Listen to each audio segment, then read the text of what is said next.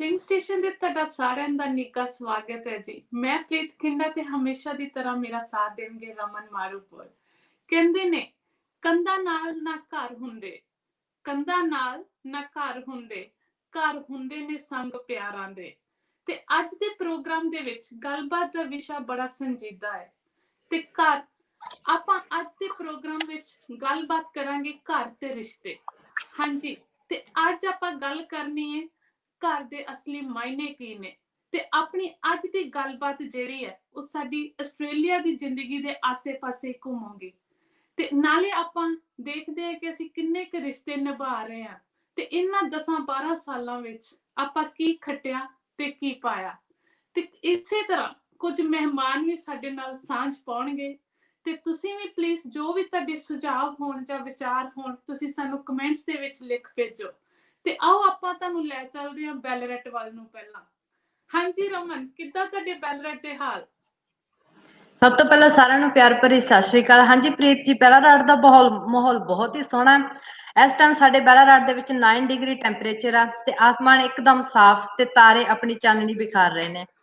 ਮੈਨੂੰ ਲੱਗਦਾ ਪ੍ਰੀਤ ਜੀ ਅਸੀਂ ਕੰਟਰੀ ਸਾਈਡ ਵਿੱਚ ਹੋਣ ਦਾ ਪੂਰਾ ਫਾਇਦਾ ਲੈ ਰਹੇ ਹਾਂ।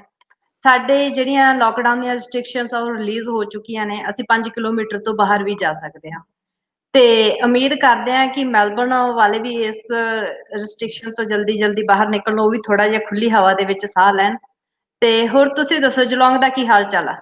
ਹਾਂਜੀ ਜੀ, ਮੇਰਾ ਬਾਬੇ ਦੀਆਂ। ਚਲੋ ਆਪਾਂ ਕਰਦੇ ਹਾਂ ਆਪਣਾ ਅੱਜ ਦਾ ਪ੍ਰੋਗਰਾਮ ਸ਼ੁਰੂ। ਰਮਨ, ਜਿਸ ਤਰ੍ਹਾਂ ਕਿ ਆਪਾਂ ਪਹਿਲਾਂ ਹੀ ਆਪਣਾ ਟੌਪਿਕ ਦੱਸਦਾ ਹੈ ਕਿ ਅੱਜ ਦਾ ਜਿਹੜਾ ਸਾਡਾ ਗੱਲਬਾਤ ਦਾ ਵਿਸ਼ਾ ਉਹ ਹੈਗਾ ਘਰ ਤੇ ਰਿਸ਼ਤੇ। ਹੁਣ ਆਪਾਂ ਗੱਲ ਕਰਦੇ ਹਾਂ ਘਰ ਦੀ। ਘਰ ਤੇ ਮਕਾਨ ਦਾ ਕੀ ਫਰਕ ਹੈ? ਮਕਾਨ ਇੱਟਾਂ ਤੇ ਲੱਕੜ ਦਾ ਬਣਿਆ ਇੱਕ ਮੰਜ਼ਲਾ 2 ਮੰਜ਼ਲਾ ਢਾਂਚਾ ਹੈ, ਭਾਵੇਂ ਉਹ ਲੱਖ ਦਾ ਹੈ ਤੇ ਭਾਵੇਂ ਮਿਲੀਅਨਸ ਚ। ਤੇ ਘਰ ਉਹ ਹੈ ਜਿੱਥੇ ਲੋਕ ਵਸਦੇ ਨੇ, ਜਿੱਥੇ ਮੋਹ ਦੀਆਂ ਤੰਦਾਂ ਨੇ, ਜਿੱਥੇ ਉਮੀਦਾਂ ਨੇ, ਜਿੱਥੇ ਹਾਸੇ ਵਸਦੇ ਨੇ। ਤੇ ਘਰ ਜੋ ਰਿਸ਼ਤੇ ਨਾਲ ਬਣਦਾ ਹੈ, ਭਾਵੇਂ ਘਰ ਇਕੱਲੇ ਵੀ ਬੈਠੇ ਹੋਈਏ, ਬਾਕੀ ਸਾਰੇ ਜੀ ਕਿਤੇ ਗਏ ਹੋਣ ਤੇ ਉੱਥੇ ਵੀ ਦਿਲ ਲੱਗੀ ਜਾਵੇ। ਕਿਤੇ ਬੋਰੀਅਤ ਨਾਂ ਦੀ ਕੋਈ ਚੀਜ਼ ਹੀ ਨਹੀਂ ਹੁੰਦੀ ਘਰ ਦੇ ਵਿੱਚ। ਹਾਂਜੀ ਬਿਲਕੁਲ ਸਹੀ ਪ੍ਰੀਤ। ਨਿੱਕੇ ਘਰ ਵਿੱਚ ਵੀ ਗੁਜ਼ਾਰੀ ਜਾ ਸਕਦੀ ਹੈ ਹਸੀਨ ਜ਼ਿੰਦਗੀ। ਬਸ ਘਰ ਦੇ ਪਰਿਵਾਰ ਵਿੱਚ ਪਿਆਰ ਹੋਣਾ ਤੇ ਇਤਫਾਕ ਹੋਣਾ ਬਹੁਤ ਜ਼ਰੂਰੀ ਹੈ। ਹਾਂਜੀ ਬਿਲਕੁਲ ਪ੍ਰੀਤ ਜੀ, ਜਿੱਥੇ ਕਹਿੰਦੇ ਕਿ ਕੋਈ ਬੰਦਾ, ਕੋਈ ਭੈਣ ਭਰਾ ਬਾਹਰੋਂ ਆਵੇ ਤੇ ਦਰਵਾਜ਼ਾ ਖੁੱਲੇ, ਉਹਨੂੰ ਇੱਕ ਬਹੁਤ ਨਿੱਘਾ ਸਵਾਗਤ ਕੀਤਾ ਜਾਵੇ ਤੇ ਉਹਨੂੰ ਲੱਗੇ ਕਿ ਮੈਂ ਇੱਕ ਖਾਸ ਹਾਂ ਤੇ ਇੱਕ ਬਹੁਤ ਸੋਹਣੀ ਪੋਜ਼ਿਟਿਵ એનર્ਜੀ ਉਹਨੂੰ ਅੰਦਰੋਂ ਮਿਲੇ ਤੇ ਮੋਹ ਭਰਿਆ ਇੱਕ ਉਹਦਾ ਸਵਾਗਤ ਹੋਵੇ। ਹਾਂਜੀ ਬਿਲਕੁਲ ਜੀ। ਹੁਣ ਆਪਾਂ ਗੱਲ ਕਰਨੀ ਹੈ ਕਿ ਤੁਹਾਡੇ ਮਕਾਨ ਨੂੰ ਕਿਹੜੀਆਂ ਚੀਜ਼ਾਂ ਨੇ ਜਿਹੜੀਆਂ ਘਰ ਬਣਾਉਂਦੀਆਂ ਨੇ। ਤੇ ਪਲੀਜ਼ ਮੈਂ ਆਪਣੇ ਸਾਰੇ ਸਰੋਤਿਆਂ ਨੂੰ ਗੁਜ਼ਾਰਿਸ਼ ਕਰੂੰਗੀ ਕਿ ਤੁਸੀਂ ਵੀ ਆਪਣੇ ਵਿਚਾਰ ਸਾਨੂੰ ਕਮੈਂਟਸ ਦੇ ਵਿੱਚ ਨਾਲ ਲਿਖੀ ਜਾਓ। ਤੇ ਆਜੋ ਆਪਾਂ ਗੱਲ ਕਰਦੇ ਹਾਂ ਕਿ ਘਰ ਕਿਸ ਤਰ੍ਹਾਂ ਬਣਦਾ। ਕਈਆਂ ਦਾ ਮੰਨਣਾ ਹੈ ਕਿ ਘਰ ਜਿਹੜਾ ਉਹ ਬੜਾ ਸਾਫ਼ ਸੁਥਰਾ ਹੋਣਾ ਚਾਹੀਦਾ। ਹਰ ਚੀਜ਼ ਜਿਹੜੀ ਆ ਉਹ ਆਪਣੀ ਥਾਂ ਤੇ ਹੈ ਸੈੱਟ। ਮਜਾਲ ਹੈ ਕਿ ਕੋਈ ਚੀਜ਼ ਇਧਰੋਂ ਉਧਰ ਹੋ ਜਾਵੇ ਤੇ ਐ ਚਮਕਦੀਆਂ ਟਾਈਲਾਂ, ਚਮਕਦੇ ਫਰਸ਼ ਕਿ ਮੱਖੀਆਂ ਵੀ ਤਿਲਕ ਕੇ ਜਾਣ ਉੱਥੋਂ। ਤੇ ਰਮਨ, ਮੈਨੂੰ ਇੱਥੇ ਇੱਕ ਗੱਲ ਯਾਦ ਆ ਗਈ। ਸ਼ਾਇਦ ਮੇਰੀਆਂ ਵੱਡੀਆਂ ਭੈਣਾਂ ਜਿਹੜੀਆਂ ਮੇਰੇ ਤਾਏ ਦੀਆਂ ਕੁੜੀਆਂ ਵੇਖਦੀਆਂ ਵੀ ਹੋਣਗੀਆਂ ਇਸ ਟਾਈਮ, ਕਿ ਜਦੋਂ ਅਸੀਂ ਨਿੱਕੇ ਹੁੰਦੇ ਸੀ ਤੇ ਉਹਨਾਂ ਜ਼ਮਾਨਿਆਂ 'ਚ ਕੀ ਹੁੰਦਾ ਸੀ ਕਿ ਉਹਨਾਂ ਦੇ ਕਮਰਿਆਂ ਤੇ ਬਰਾਂਡੇ 'ਚ ਫਰਸ਼ ਪਿਆ ਹੁੰਦੇ ਤੇ ਬਾਕੀ ਵਿਹੜਾ ਕੱਚਾ ਹੁੰਦਾ ਸੀ। ਤੇ ਭੈਣ ਜਿਹੜੀ ਸਫਾਈ ਵਾਲੀ ਤੇ ਬੜੀ ਸਖਤ ਸੁਭਾਅ ਦੀ ਹੁੰਦੀ ਸੀ, ਉਹਨੇ ਉੱਥੇ ਬੋਰੀ ਵਿਛਾਈ ਹੋਣੀ ਤੇ ਜੇ ਅਸੀਂ ਕਿਤੇ ਗੰਦੇ ਪੈਰ ਹੋਣੇ ਨੇ, ਪਹਿਲਾਂ ਸਾਡੇ ਪੈਰ ਚੈੱਕ ਕਰਨੇ। ਉਹਨੇ ਕਹਿਣਾ ਪੈਰ ਦਿਖਾਓ ਆਪਣੇ, ਕਿੱਡੇ ਗੋੜੇ ਗੰਦੇ ਪੈਰ ਆ ਤੁਹਾਡੇ, ਚਲੋ ਧੋ ਕੇ ਵੜਿਓ ਸਾਡੇ ਘਰੇ। ਤੇ ਉਹਨੇ ਸਾਨੂੰ ਬਿਸਤਰਿਆਂ ਦੇ ਵਿੱਚ ਚੜ੍ਹਨ ਨਾ ਦੇਣਾ ਜਿੰਨਾ ਚਿਰ ਪੈਰ ਨਹੀਂ ਚੈੱਕ ਕਰਦੀ ਹੁੰਦੀ ਸੀ। ਤੇ ਹੁਣ ਹੈਗਾ ਕਿ ਕਹਿੰਦੇ ਕਈਆਂ ਨੂੰ ਲੱਗਦਾ ਕਿ ਮਹਿੰਗਾ ਫਰਨੀਚਰ ਜਿਹੜਾ ਉਹ ਵੀ ਘਰ ਦੀ ਬੜੀ ਸ਼ੋਭਾ ਵਧਾ ਦਿੰਦਾ। ਤੇ ਗ੍ਰੀਨਰੀ, ਸੋਹਣਾ ਬਾਗ ਬਗੀਚਾ ਤੇ ਕੈਂਡਲਸ। ਅੱਜ ਕੱਲ ਦਾ ਜ਼ਮਾਨਾ ਹੀ ਕੈਂਡਲਸ ਦਾ ਤੇ ਡਿਫਿਊਜ਼ਰਸ ਦਾ ਵਾ। ਤੇ ਜਿਹੜੀ ਆ ਬੈਲਰੇਟ ਵਾਲੀ ਬੀਬੀ ਆਪਣੇ ਨਾਲ ਬੈਠੀ ਆ, ਇਹਦੇ ਘਰੇ ਕਿਚਨ ਤੋਂ ਲੈ ਕੇ ਬਾਥਰੂਮ ਤੱਕ ਤੁਹਾਨੂੰ ਕੈਂਡਲਸ ਦਿਖ ਜਾਣਗੀਆਂ। ਤੇ ਮੈਨੂੰ ਕਈ ਵਾਰੀ ਲੱਗਦਾ ਹੁੰਦਾ ਕਿ ਸਾਰੇ ਬੈਲਰੇਟ ਦੀਆਂ ਵੀ ਕੈਂਡਲਸ ਉਹ ਇਹਨਾਂ ਦੇ ਘਰੇ ਹੀ ਆ। ਹਾਂਜੀ ਪ੍ਰੀਤ ਜੀ, ਮੈਨੂੰ ਸਮਝ ਨਹੀਂ ਲੱਗੀ ਇਹਨੂੰ ਮੈਂ ਕੰਪਲੀਮੈਂਟ ਲਵਾਂ ਕਿ ਕਮੈਂਟ ਲਵਾਂ। ਕਹਿੰਦੇ ਕਿ ਸ਼ੌਂਕ ਦਾ ਕੋਈ ਮੁੱਲ ਨਹੀਂ ਹੁੰਦਾ ਤੇ ਇਸੇ ਤਰ੍ਹਾਂ ਮੇਰਾ ਇਹ ਵੀ ਇੱਕ ਸ਼ੌਂਕ ਆ ਹਨਾ, ਕੈਂਡਲਸ ਰੱਖਣਾ। ਤੇ ਮੈਨੂੰ ਕੈਂਡਲਸ ਜਿਹੜੀਆਂ ਫ੍ਰੈਗਰੈਂਸ ਵਾਲੀਆਂ ਕੈਂਡਲਸ ਹੁੰਦੀਆਂ, ਮੈਨੂੰ ਉਹਨਾਂ ਦੀ ਖੁਸ਼ਬੂ ਬਹੁਤ ਪਸੰਦ ਆ। ਤੇ ਉਹਨਾਂ ਦੀ ਲਾਈਟ ਮੈਨੂੰ ਬਹੁਤ ਅਟਰੈਕਟ ਕਰਦੀ, ਪਤਾ ਨਹੀਂ ਕਿਉਂ, ਇੱਕ ਮੇਰੀ ਅਟੈਚਮੈਂਟ ਜੀ ਆ ਕੈਂਡਲਸ ਦੇ ਨਾਲ। ਤੇ ਮੈਨੂੰ ਹੁੰਦਾ ਜਦੋਂ ਘਰ ਦੇ ਵਿੱਚ ਕੈਂਡਲ ਜਗਾ ਕੇ ਕਈ ਵਾਰ ਬਾਹਰ ਵੀ ਚਲੇ ਜਾ ਤਾਂ ਡੋਰ ਖੋਲੋ, ਆ ਕੇ ਬਹੁਤ ਸੋਹਣੀ ਫ੍ਰੈਗਰੈਂਸ ਆਉਂਦੀ ਹੈ, ਇੱਕ ਪੋਜ਼ਿਟਿਵ એનર્ਜੀ ਮਿਲਦੀ ਆ ਮੈਨੂੰ। ਤੇ ਬਾਹਰੋਂ ਕੋਈ ਗੈਸਟ ਵੀ ਆਉਂਦੇ ਆ ਤਾਂ ਉਹਨਾਂ ਨੂੰ ਵੀ ਇੱਕ ਬਹੁਤ ਸੋਹਣਾ ਮਾਹੌਲ ਮਿਲਦਾ, ਇੱਕ ਪੋਜ਼ਿਟਿਵ। ਤੇ ਮੈਨੂੰ ਜਿਹੜੀ ਆਪਣੀ ਦੂਸਰੀ ਲਾਈਟ ਹੁੰਦੀ ਉਹਦੇ ਨਾਲੋਂ ਮੈਨੂੰ ਕੈਂਡਲ ਲਾਈਟ ਜਿਹੜੀ ਹੈਗੀ ਆ ਉਹ ਬਹੁਤ ਅਟਰੈਕਟ ਕਰਦੀ ਆ। ਤੇ ਇਸੇ ਤਰ੍ਹਾਂ ਮੈਂ ਤੁਹਾਨੂੰ ਇੱਕ ਗੱਲ ਦੱਸਣ ਚਾਹੂੰਗੀ। ਇੱਕ ਵਾਰੀ ਮੇਰੇ ਘਰ ਗੈਟ ਟੂਗੇਦਰ ਕੀਤਾ ਸਾਰਿਆਂ ਨੂੰ, ਜਿਵੇਂ ਤੁਹਾਨੂੰ ਵੀ ਪਤਾ ਮੈਨੂੰ ਕੈਂਡਲ ਦਾ ਸ਼ੌਂਕ ਆ, ਤਾਂ ਮੈਨੂੰ ਲੱਗਦਾ ਮੈਨੂੰ ਜਾਣਨ ਵਾਲਿਆਂ ਨੂੰ ਸਾਰਿਆਂ ਨੂੰ ਪਤਾ ਹੋਊਗਾ। ਤੇ ਆਪਾਂ ਏਦਾਂ ਹੀ ਕੁੜੀਆਂ ਨੇ ਗੈਟ ਟੂਗੇਦਰ ਕੀਤਾ ਤੇ ਉਹਦੇ ਚ ਮਤਲਬ ਸਾਰੇ ਜਿੱਦਾਂ ਕਿ ਗਿਫਟ ਲੈ ਕੇ ਆਏ, ਤੇ ਬਾਅਦ ਚ ਮੈਂ ਗਿਫਟ ਓਪਨ ਕੀਤੇ, ਉਹਦੇ ਵਿੱਚੋਂ 95% ਗਿਫਟ ਸੀਗੇ ਜਿਹਦੇ ਵਿੱਚ ਕੈਂਡਲ ਸੀਗੀਆਂ, ਕੈਂਡਲਸ ਜਾਂ ਕੈਂਡਲ ਸਟੈਂਡ। ਵੇਖੋ ਕਹਿੰਦੇ ਨੇ ਕਿ ਉਹ ਰਮਜ ਪਛਾਣਦੇ ਆ, ਤੁਹਾਡੇ ਦੋਸਤ ਜਿਹੜੇ ਉਹ ਤੁਹਾਡੇ ਉਹ ਕਹਿੰਦੇ ਨਾ ਰਗ ਰਗ ਤੋਂ ਜਾਣੂ ਨੇ, ਕੋ ਉਹਨਾਂ ਨੂੰ ਪਤਾ ਹੈ ਕਿ ਇਹਨਾਂ ਨੂੰ ਇਹੋ ਚੀਜ਼ਾਂ ਖੁਸ਼ੀ ਦਿੰਦੀਆਂ, ਫਿਰ ਤੁਹਾਨੂੰ ਗਿਫਟ ਵੀ ਉਹੀ ਮਿਲਦੇ ਨੇ। ਹਾਂਜੀ ਬਿਲਕੁਲ। ਇੱਕ ਹੋਰ ਗੱਲ ਇੱਥੇ ਮੈਂ ਦੱਸਣਾ ਚਾਹਾਂਗੀ, ਏਦਾਂ ਹੀ ਜਦੋਂ ਆਪਣੇ ਆ ਕੋਵਿਡ ਦਾ ਟਾਈਮ ਸੀ ਤੇ ਜਦੋਂ ਗਰੋਸਰੀ ਦੀ ਆਪਾਂ ਨੂੰ ਬਹੁਤ ਸਾਰੀਆਂ ਚੀਜ਼ਾਂ ਮਾਰਕੀਟ 'ਚ ਨਹੀਂ ਮਿਲ ਰਹੀਆਂ ਸੀਗੀਆਂ, ਤੇ ਉਸ ਟਾਈਮ ਮੈਂ ਨਾ ਸ਼ਾਪਿੰਗ ਕਰਨ ਗਈ ਜਿਹੜੀ ਆਪਣੀ ਕੈਂਡਲ ਸ਼ਾਪ ਆ, ਤੇ ਮੈਂ ਉੱਥੇ ਉਹਨਾਂ ਨੇ ਥੋੜਾ ਜਿਹਾ ਆਫ ਵੀ ਲਗਾਇਆ ਹੋਇਆ ਸੀ, ਤੇ ਮੈਂ ਇੱਕ ਪੈਕ ਚੱਕਿਆ। ਮੇਰੇ ਹਸਬੈਂਡ ਕਹਿੰਦੇ ਤੂੰ ਫੇਰ ਲੈਣ ਆਏਂਗੀ, 2-3 ਚੱਕ ਲਾ। ਮੈਂ 2-3 ਚੱਕ ਲਏ, ਥੋੜੀਆਂ ਜਿਹੀਆਂ ਹੋਰ ਲੈਣੀਆਂ। ਤੇ ਮੈਨੂੰ ਉਹ ਜਦੋਂ ਮੈਂ ਦੁਬਾਰਾ ਵੀ ਜਾਣੀ, ਮੈਨੂੰ ਬੀਬੀ ਦੀ ਸ਼ਕਲ ਜਿਹੜੀ ਕਾਊਂਟਰ ਤੇ ਸੀ, ਲੇਡੀ ਸਰਵ ਕਰ ਰਹੀ, ਉਹ 50 ਤੋਂ 60 ਈਅਰ ਦੀ ਹੋਊਗੀ। ਜਦੋਂ ਮੈਂ ਕੈਂਡਲ ਰੱਖਿਆ ਨਾ ਕਾਊਂਟਰ ਤੇ, ਤਾਂ ਮੈਨੂੰ ਲੱਗਦਾ ਕਿ ਉਹਨੇ ਨਾ ਮੈਨੂੰ ਇੱਕ ਤਾਨਾ ਜਿਹਾ ਜਿਵੇਂ ਦਿੱਤਾ ਹੁੰਦਾ। ਉਹ ਮੈਨੂੰ ਕਹਿੰਦੀ ਕਿ I damn sure you not run out candles. ਮਤਲਬ ਵੀ ਕਰੋਨਾ ਦਾ ਟਾਈਮ ਆ, ਇੰਨੀ ਭੱਜ ਮਾਰ ਪਈ ਹੋਈ ਆ, ਲੋਕਾਂ ਨੂੰ ਗਰੋਸਰੀ ਨਹੀਂ ਮਿਲਦੀ, ਤੂੰ ਕੈਂਡਲ ਇਕੱਠੀਆਂ ਕਰੀ ਜਾ। ਮਤਲਬ ਉਹਦੇ ਵਿੱਚ ਇੱਕ ਤਾਨਾ ਜਿਹਾ ਸੀ ਉਹ ਗੱਲ ਦੇ ਵਿੱਚ ਨਾ।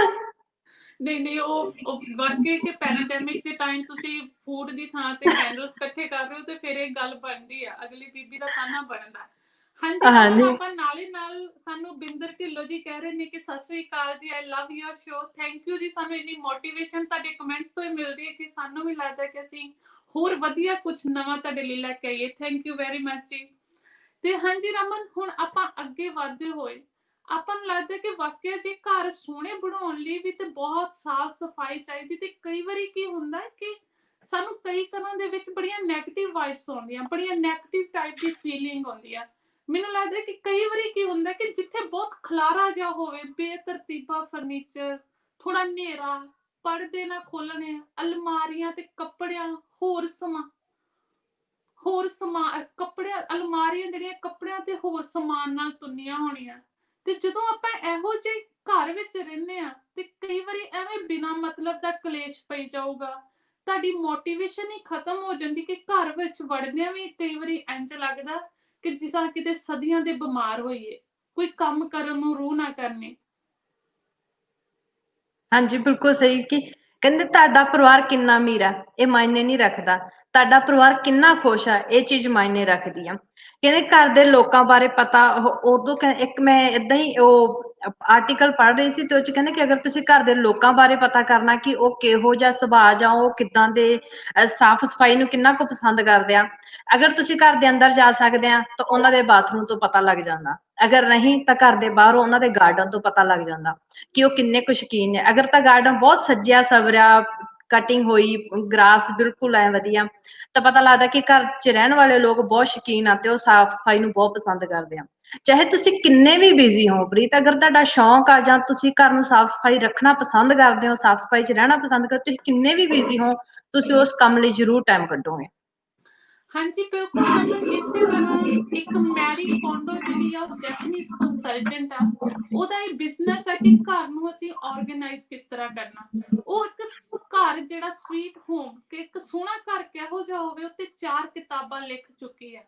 ਉਹਦੇ ਅਨੁਸਾਰ ਉਹ ਕਹਿੰਦੀ ਕਿ ਘਰ ਦੀ ਹਰ ਇੱਕ ਜਿਹੜੀ ਚੀਜ਼ ਆ, ਉਹਦੇ ਲਈ ਇੱਕ ਉਹਦੀ ਥਾਂ ਹੋਣੀ ਚਾਹੀਦੀ, ਉਹਦਾ ਘਰ ਹੋਣਾ ਚਾਹੀਦਾ, ਭਾਵੇਂ ਉਹ ਨਿੱਕਾ ਜਿਹਾ ਰਿਮੋਟ ਹੀ ਕਿਉਂ ਨਾ ਹੋਵੇ। ਤੁਸੀਂ ਉਹਨੂੰ ਵਰਤਿਆ, ਉਹ ਆਪਣੀ ਥਾਂ ਤੇ ਵਾਪਸ ਜਾਵੇ। ਉਹਨੇ ਇੱਕ ਕੌਨਮਾੜੀ ਮੈਥਡ ਬਣਾਇਆ, ਉਹ ਜਿਸ ਵਿੱਚ ਮੈਨੂੰ ਉਹਦੀ ਸਭ ਤੋਂ ਸੋਹਣੀ ਗੱਲ ਕੀ ਲੱਗੀ, ਕਹਿੰਦੀ ਕਿ ਘਰ ਵਿੱਚ ਜਿਹੜਾ ਜੇ ਤੁਸੀਂ 1 ਸਾਲ ਤੋਂ ਕੋਈ ਕੱਪੜਾ ਨਹੀਂ ਪਾਇਆ ਜਾਂ ਕੋਈ ਭਾਂਡਾ ਯੂਜ਼ ਨਹੀਂ ਕੀਤਾ, ਤੇ ਇਹਦਾ ਮਤਲਬ ਕਿ ਤੁਸੀਂ ਉਹਨੂੰ ਹੁਣ ਕਦੀ ਪਾਓਗੇ ਨਹੀਂ। ਜੇ 1 ਸਾਲ ਤੋਂ ਚੀਜ਼ ਵਰਤੀ ਨਹੀਂ ਤੇ ਫਿਰ ਬਹੁਤ ਘੱਟ ਚਾਂਸਸ ਆ ਕਿ ਤੁਸੀਂ ਉਹਨੂੰ ਅਗਲੀ ਵਾਰੀ ਵਰਤੋ। ਤੇ ਹੁਣ ਟਾਈਮ ਆ ਕਿ ਇਹਨੂੰ ਤੁਸੀਂ ਚੁੱਕ ਕੇ ਬਾਹਰ ਸੁੱਟੋ ਕਿ ਆਪਣੇ ਘਰ ਦੇ ਵਿੱਚ ਥੋੜੀ ਤੁਹਾਡੀ ਖਾਲੀ ਜਗ੍ਹਾ ਵਧੇ। ਤੇ ਇੱਕ ਬਾਕੀ ਮਿੰਟ ਜੇ ਮੈਂ ਪ੍ਰੀਤ ਜੀ, ਤੁਹਾਨੂੰ ਅੱਗੇ ਜਾਣ ਤੋਂ ਪਹਿਲਾਂ ਮੈਂ ਇੱਕ ਕਹੂੰਗੀ ਕਿ ਜਿਹੜਾ ਪ੍ਰੀਤ ਨੇ ਗੱਲ ਕਹੀ ਨਾ ਕਿ ਕੱਪੜਾ ਸਾਲ ਤੋਂ ਪਾਇਆ ਨਹੀਂ ਉਹਨੂੰ ਸੁੱਟ ਦੋ, ਇਹ ਵਾਲੀ ਜਿਹੜੀ ਗੱਲ ਹੈਗੀ ਆਪਣੇ ਸੂਟਾਂ ਤੇ ਨਹੀਂ ਢੁਕਦੀ। ਕਿਉਂਕਿ ਅਸੀਂ ਇੰਨੇ ਮਹਿੰਗੇ ਮਹਿੰਗੇ ਸੂਟ ਬਣਾ ਕੇ ਪ੍ਰੀਤ ਜੀ ਇੱਕ ਵਾਰੀ ਪਾ ਕੇ ਸਾਡੇ ਕੋਲ ਸਾਲ ਡੇਢ ਸਾਲ ਨਹੀਂ ਟਾਈਮ, ਕਿਉਂਕਿ ਅਸੀਂ ਦੁਬਾਰਾ ਪਾਉਣਾ ਵੀ ਨਹੀਂ ਹੁੰਦਾ, ਰਿਪੀਟ ਵੀ ਨਹੀਂ ਕਰਨਾ ਹੁੰਦਾ ਔਰ ਸੁੱਟਣਾ ਵੀ ਨਹੀਂ ਹੁੰਦਾ ਹੈਗਾ। ਤਾਂ ਇਹ ਗੱਲ ਸਾਡੇ ਸੂਟਾਂ ਤੇ ਨਹੀਂ ਢੁਕਦੀ। ਮੈਨੂੰ ਲੱਗਦਾ ਕਿ ਸੂਟ ਜਿੰਨੇ ਮਰਜ਼ੀ ਬਣਾਈ ਜਾਓ, ਰੱਖੀ ਜਾਓ ਸਾਂਭ ਕੇ। ਹਾਂਜੀ ਬਿਲਕੁਲ। ਹੁਣ ਰਮਨ ਆਪਾਂ ਅੱਗੇ ਗੱਲ ਕਰਦੇ ਹਾਂ ਕਿ ਸਾਡਾ ਸੁਪਨਿਆਂ ਦਾ ਘਰ ਕਿਹੋ ਜਿਹਾ ਹੋਵੇ। Home sweet home. ਵੇਖੋ ਜੀ, ਪੈਸਾ ਤੇ ਜਿਹੜੀ ਜ਼ਿੰਦਗੀ ਆ ਉਹ ਦੋ ਵੱਖਰੇ ਪਹਿਲੂ ਨੇ, ਪਰ ਜ਼ਰੂਰੀ ਦੋਵੇਂ ਹੀ ਬਹੁਤ ਨੇ ਤੇ ਦੋਵਾਂ ਵਿੱਚ ਇੱਕ ਬੈਲੈਂਸ ਹੋਣਾ ਵੀ ਬਹੁਤ ਜ਼ਰੂਰੀ ਹੈ। ਤੇ ਘਰ ਵਿੱਚ ਜ਼ਰੂਰਤ ਦੇ ਅਨੁਸਾਰ ਪੈਸਾ ਆ ਰਿਹਾ, ਤੁਹਾਡੇ ਸ਼ੌਂਕ ਪੂਰੇ ਹੋ ਰਹੇ ਨੇ, ਤੁਹਾਡੀਆਂ ਜ਼ਰੂਰਤਾਂ ਪੂਰੀਆਂ ਹੋ ਰਹੀਆਂ ਨੇ, ਤੇ ਇਹ ਸਮਝੋ ਕਿ ਤੁਸੀਂ ਦੁਨੀਆ ਤੇ ਪੂਰੇ ਰਾਜੇ ਹੋ, ਰਾਜ ਕਰਨ ਆਏ ਹੋ। ਇਹ ਤੋਂ ਸੋਹਣੀ ਜ਼ਿੰਦਗੀ ਕਿਸੇ ਦੀ ਹੋਰ ਹੋ ਹੀ ਨਹੀਂ ਸਕਦੀ। ਤੇ ਹੋਮ ਸਵੀਟ ਹੋਮ ਉਹ ਆ ਕਿ ਜਿੱਥੇ ਹੱਸਦੇ ਚਿਹਰੇ ਵਸਦੇ ਹੋਣ। ਤੁਸੀਂ ਜੌਬ ਤੋਂ ਥੱਕੇ ਆਓ ਤੇ ਨਿਆਣੇ ਆ ਗਲ ਚੰਬੜਨ, ਤੇ ਘਰ ਵਾਲੀ ਕਿਤੇ ਢਿੱਲੀ ਮੱਠੀ ਹੋ ਜਾਏ ਤੇ ਕੰਮ ਤੋਂ ਥੱਕੀ ਆਵੇ ਤੇ ਘਰ ਵਾਲਾ ਅਦਰਕ ਵਾਲੀ ਚਾਹ ਦਾ ਕੱਪ ਫੜਾਵੇ, ਲੈ ਸਰਦਾਰਨੀ ਚਾਹ ਪੀ, ਤੇ ਅਗਲੀ ਵੀ ਸਾਰੀ ਸ਼ਾਮ ਹੱਸਦੀ ਟਹਿਕਦੀ ਫਿਰੇ। ਹਾਂਜੀ ਬਿਲਕੁਲ ਸਹੀ ਕਿ ਪ੍ਰੀਤ ਜੀ ਕਹਿੰਦੇ ਕਿ ਇੱਕ ਹੁਣ ਜਿਹੜੀ ਆਪਾਂ ਗੱਲ ਕਰ ਰਹੇ ਹਾਂ ਜੀ ਕੋਜ਼ੀ ਹਾਊਸ। ਕੋਜ਼ੀ ਹਾਊਸ ਜਿਹਨੂੰ ਗੋਰੇ ਨਾਂ ਦਿੰਦੇ ਆ ਕਲੀਨ ਮੈਸ। ਕਲੀਨ ਮੈਸ ਉਹ ਹੁੰਦੀ ਹੈ ਜਿਹਨੂੰ ਆਪਾਂ ਗੰਦਾ ਨਹੀਂ ਕਹਿ ਸਕਦੇ ਜਾਂ ਡਸਟ ਨਹੀਂ ਹੁੰਦੀ। ਕਲੀਨ ਮੈਸ ਹੁੰਦੀ ਹੈ ਜਿਹਦੇ ਵਿੱਚ ਅਸੀਂ ਥੋੜਾ ਬਹੁਤਾ ਖਲਾਰਾ ਪਿਆ ਹੋਵੇ, ਕਿ ਜਿਵੇਂ ਕਹਿ ਦੋ ਕਿ ਇੱਕ ਚਾਹ ਦੀ ਖਾਲੀ ਪਿਆਲੀ ਟੇਬਲ ਤੇ ਪਈ ਹੋਵੇ ਤੇ ਤੁਸੀਂ ਬੁੱਕ ਪੜ੍ਹ ਰਹੇ ਹੋ ਇੱਕ ਕੰਬਲ ਲੈ ਕੇ, ਸੋਫੇ ਤੇ ਲੇਟੇ ਹੋ ਤੇ ਪੜ੍ਹਦੇ ਪੜ੍ਹਦੇ ਤੁਹਾਡੀ ਅੱਖ ਲੱਗ ਜਾਵੇ, ਉਹਨੂੰ ਕਹਿੰਦੇ ਆ ਜੀ ਕਲੀਨ ਮੈਸ। ਤੇ ਕਿਤੇ ਕਿਨਾਰੇ ਵਿੱਚ ਬੱਚਿਆਂ ਦੇ ਟੋਇਜ਼ ਪਏ ਹੋਣ, ਬੱਚੇ ਖੇਡਦੇ ਖੇਡਦੇ ਕਿਤੇ ਜਾ ਕੇ ਸੌਂ ਗਏ ਹੋਣ ਤਾਂ ਟੋਇਜ਼ ਦਾ ਢੇਰ ਲੱਗਾ ਹੋਵੇ। ਤੇ ਇਸੇ ਤਰ੍ਹਾਂ ਪ੍ਰੀਤ ਜੇ ਕਿਤੇ ਸਾਰਾ ਪਰਿਵਾਰ ਘਰੇ ਹੋਵੇ ਛੁੱਟੀ ਵਾਲੇ ਦਿਨ, ਤਾਂ ਪਰੌਠੇ ਪਨੀਰ ਵਾਲੇ ਤੇ ਆਲੂ ਵਾਲੇ ਪਰੌਠਿਆਂ ਦਾ ਮਜ਼ਾ ਹੀ ਕੁਛ ਹੋਰ ਹੁੰਦਾ। ਕਿਚਨ ਦੇ ਵਿੱਚ ਆਲੂ ਵਾਲੇ ਪਨੀਰ ਵਾਲੇ ਪਰੌਠੇ ਬਣਦੇ ਹੋਣ ਤੇ ਤਵੇ ਦੇ ਉੱਤੋਂ ਬਟਰ ਦਾ ਧੂੰਆਂ ਉੱਠਦਾ ਹੋਵੇ, ਤੇ ਉਹ ਆਟੇ ਦਾ ਥੋੜਾ ਜਿਹਾ ਖਲਾਰਾ, ਇੱਕ ਪਾਸੇ ਚਾਹ ਰਿੱਝਦੀ ਹੋਵੇ, ਉਹ ਇੱਕ ਵੱਖਰਾ ਹੀ ਨਜ਼ਾਰਾ। ਤੇ ਸਰਦਾਰਨੀ ਵੀ ਤਵੇ ਸਣੇ ਪਰੌਠਾ ਚੱਕ ਕੇ ਖੜੀ ਹੋਵੇ ਸਰਦਾਰ ਦੇ ਸਿਰਹਾਣੇ, ਲਓ ਜੀ ਗਰਮ ਗਰਮ ਇੱਕ ਹੋਰ ਖਾ ਲਓ। ਤੇ ਜੇ ਕਿਤੇ ਪ੍ਰੀਤ ਉਸ ਟਾਈਮ ਭੁੱਲ ਭੁਲੇਖੇ ਕੋਈ ਮਹਿਮਾਨ ਆ ਜਾਵੇ, ਭਾਵੇਂ ਵਿਚਾਰਾ ਖਾ ਕੇ ਆਇਆ ਹੋਵੇ, ਅਸੀਂ ਫੇਰ ਵੀ ਉਹਨੂੰ ਧੱਕੇ ਨਾਲ ਦੋ ਚਾਰ ਕਹਿੰਦੇ ਚੱਕ ਪਲੇਟ, ਕੁਛ ਨੀ ਹੁੰਦਾ, ਖਾਲਾ ਬਣਦੇ ਪਏ ਗਰਮ ਗਰਮ, ਬਿਲਕੁਲ ਜੀ। ਧੱਕੇ ਨਾਲ ਇੱਕ ਦੋ ਖਵਾ ਹੀ ਦਿੰਦੇ ਆ। ਫਿਰ ਤਾਂ ਰਮਨ ਪਰੌਂਠਿਆਂ ਦਾ ਦੇਖ ਕੇ ਫਿਰ ਤਾਂ ਪ੍ਰਾਹੁਣਾ ਅਗਲੀ ਵਾਰੀ ਵੀ ਆਊਗਾ ਵੀ ਵਾਕਈ ਇੱਥੇ ਛੁੱਟੀ ਵਾਲੇ ਦਿਨ ਹੀ ਜਾਇਆ ਜਾਵੇ। ਹਾਂਜੀ ਬਿਲਕੁਲ ਜੀ। ਹਾਂਜੀ ਰਮਨ, ਕਹਿੰਦੇ ਜਿਹੜੇ ਘਰਾਂ ਵਿੱਚ ਜੀਆਂ 'ਚ ਇਤਫਾਕ ਨਹੀਂ, ਮੋਹ ਨਹੀਂ, ਤੇ ਬਚਪਨ ਜਿਹੜਾ ਵਾ ਮਾਂ ਪਿਓ ਦੇ ਕਲੇਸ਼ ਤੋਂ ਸਹਿਮਿਆ ਪਿਆ ਹੋਵੇ, ਤੇ ਸੋਫੇ ਤੇ ਨਹੀਂ ਬਹਿਣਾ, ਇੱਥੇ ਨਾ ਹੱਥ ਲਾਇਓ, ਇੰਜ ਨਾ ਕਰਿਓ, ਕਿਸੇ ਚੀਜ਼ ਨੂੰ ਹੱਥ ਨਾ ਲਾਇਓ, ਜੁੱਤੀ ਲਾ ਕੇ ਜਾ, ਤੇ ਇਹ ਘਰ ਪੂਰਾ ਟਿਚਨ ਮਿਚਨ ਐ ਪੂਰਾ ਡਿਸਪਲੇ ਹੋਮ ਵਰਗਾ ਹੋਵੇ। ਇੱਕ ਘਰ ਦਾ ਜੀ ਫੋਨ ਲੈ ਕੇ ਸੋਫੇ ਤੇ ਪਿਆ ਹੋਵੇ ਤੇ ਦੂਜਾ ਅੰਦਰ ਬੈਠਾ ਹੋਵੇ, ਕੌਣ ਆਇਆ ਕੌਣ ਚਲਾ ਗਿਆ ਕਿਸੇ ਨੂੰ ਕੋਈ ਪਤਾ ਨਹੀਂ, ਹਰ ਵੇਲੇ ਕਲੇਸ਼ ਝਗੜਾ ਨੋਕਾ ਚੌਕੀ। ਤੇ ਭਾਵੇਂ ਤੁਸੀਂ ਉੱਥੇ ਸਿੰਗਲ ਘਰ ਬਣਾ ਲਓ, 30 ਸਕੁਅਰ ਫੁੱਟ ਦਾ ਬਣਾ ਲਓ, ਭਾਵੇਂ ਡਬਲ ਸਟੋਰੀ ਬਣਾ ਲਓ, ਲੱਖ ਮਹਿੰਗਾ ਫਰਨੀਚਰ ਲੈ ਲਓ, ਜਿੱਥੇ ਇਤਫਾਕ ਨਹੀਂ ਉਹ ਘਰ ਨਹੀਂ, ਉਹ ਮਕਾਨ ਹੈ। ਤੇ ਉੱਥੇ ਬੰਦੇ ਨਹੀਂ ਰਹਿੰਦੇ, ਉੱਥੇ ਜਿੰਨ ਭੂਤ ਰਹਿੰਦੇ ਨੇ, ਮਨਹੂਸੀਅਤ ਰਹਿੰਦੀ ਹੈ। ਬਿਲਕੁਲ ਸਹੀ ਪ੍ਰੀਤ ਜੀ ਕਿ ਔਰਤਾਂ ਦੇ ਜਿੰਨੇ ਰੂਪ ਹਨ ਓਨੇ ਹੀ ਦਰਦ ਹਨ, ਤੇ ਮਰਦਾਂ ਦੇ ਜਿੰਨੇ ਰੂਪ ਹਨ ਓਨੀ ਹੀ ਜ਼ਿੰਮੇਵਾਰੀਆਂ। ਇਸ ਕਰਕੇ ਇੱਕ ਦੂਜੇ ਦੀ ਕਦਰ ਕਰਿਆ ਕਰੋ। ਕਹਿੰਦੇ ਇੱਕ ਰਿਸ਼ਤੇ ਵਿੱਚ ਕਦੇ ਵੀ ਕਮੀਆਂ ਨਾ ਲੱਭੋ, ਜੋ ਕਮੀਆਂ ਲੱਭਣ ਲੱਗਦੇ ਆ ਤਾਂ ਕਮੀਆਂ ਜਿੱਤ ਜਾਂਦੀਆਂ, ਰਿਸ਼ਤੇ ਹਾਰ ਜਾਂਦੇ ਆ। ਘਰ ਦਾ ਮਾਹੌਲ ਹਮੇਸ਼ਾ ਪੋਜ਼ਿਟਿਵ ਰੱਖੋ, ਘਰਦਿਆਂ ਨਾਲ ਦੁੱਖ ਸੁੱਖ ਸਾਂਝੇ ਕਰੋ, ਬੱਚਿਆਂ ਨੂੰ ਟਾਈਮ ਦਿਓ, ਬੱਚਿਆਂ ਨੂੰ ਪੁੱਛੋ ਤੁਸੀਂ ਕਿ ਤੁਹਾਡਾ ਸਕੂਲ ਕਿਵੇਂ ਰਿਹਾ, ਤੁਹਾਡੀ ਕੋਈ ਪ੍ਰੋਬਲਮ ਤਾਂ ਨਹੀਂ, ਤੁਹਾਡਾ ਫਰੈਂਡ ਸਰਕਲ ਕਿਹੋ ਜਿਹਾ, ਤੁਹਾਡੇ ਫਰੈਂਡਸ ਕਿੱਦਾਂ ਦੇ ਨੇ। ਅਗਰ ਤੁਸੀਂ ਬੱਚਿਆਂ ਨੂੰ ਟਾਈਮ ਦਿਓਗੇ ਉਹ ਤੁਹਾਡੇ ਨਾਲ ਫਰੈਂਡਲੀ ਹੋ ਜਾਣਗੇ। ਡਿਸਿਪਲਿਨ ਹੋਣਾ ਬਹੁਤ ਜ਼ਰੂਰੀ ਹੈ ਬੱਚਿਆਂ ਦੇ ਵਿੱਚ, ਇਹਦੇ ਵਿੱਚ ਕੋਈ ਦੁਹਰਾਈ ਨਹੀਂ ਕਿ ਆਪਾਂ ਆਪਣੇ ਬੱਚਿਆਂ ਨੂੰ ਸਹੀ ਡਿਸਿਪਲਿਨ ਜਾਂ ਸਹੀ ਉੱਠਣਾ ਬੈਠਣਾ ਸਿਖਾਈਏ, ਪਰ ਅੱਗੇ ਘਰ ਦੇ ਵਿੱਚ ਬੱਚੇ ਹੀ ਉੱਛਲ ਕੁੱਦਣਗੇ ਨਹੀਂ ਤਾਂ ਉਹਨਾਂ ਦਾ ਬਚਪਨ ਕੌਣ ਕਹੂਗਾ। ਕਿ ਅਗਰ ਕਿਸੇ ਘਰ ਦੇ ਵਿੱਚ ਬੱਚੇ ਆ ਤੇ ਉਹ ਘਰ ਦੇ ਕਿਸੇ ਵੀ ਕਿਨਾਰੇ ਜਾਂ ਕਮਰੇ ਵਿੱਚ ਖਿਡੌਣਿਆਂ ਦਾ ਕੋਈ ਖਿਲਾਰਾ ਨਹੀਂ, ਤਾਂ ਸੱਚ ਮੰਨਿਓ ਤੁਸੀਂ ਉਹ ਬੱਚਿਆਂ ਦਾ ਬਚਪਨ ਖੋ ਰਹੇ ਹੋ। ਬਿਲਕੁਲ ਸਹੀ ਗੱਲ। ਹਾਂਜੀ ਰਮਨ, ਇਸੇ ਤਰ੍ਹਾਂ ਸਾਡੇ ਨਾਲ ਜੁੜੇ ਨੇ ਸਾਡੇ ਮਹਿਮਾਨ ਨਵਜੀਤ ਕੌਰ ਜੀ, ਤੇ ਆਓ ਆਪਾਂ ਉਹਨਾਂ ਦਾ ਸਵਾਗਤ ਕਰਦੇ ਹਾਂ।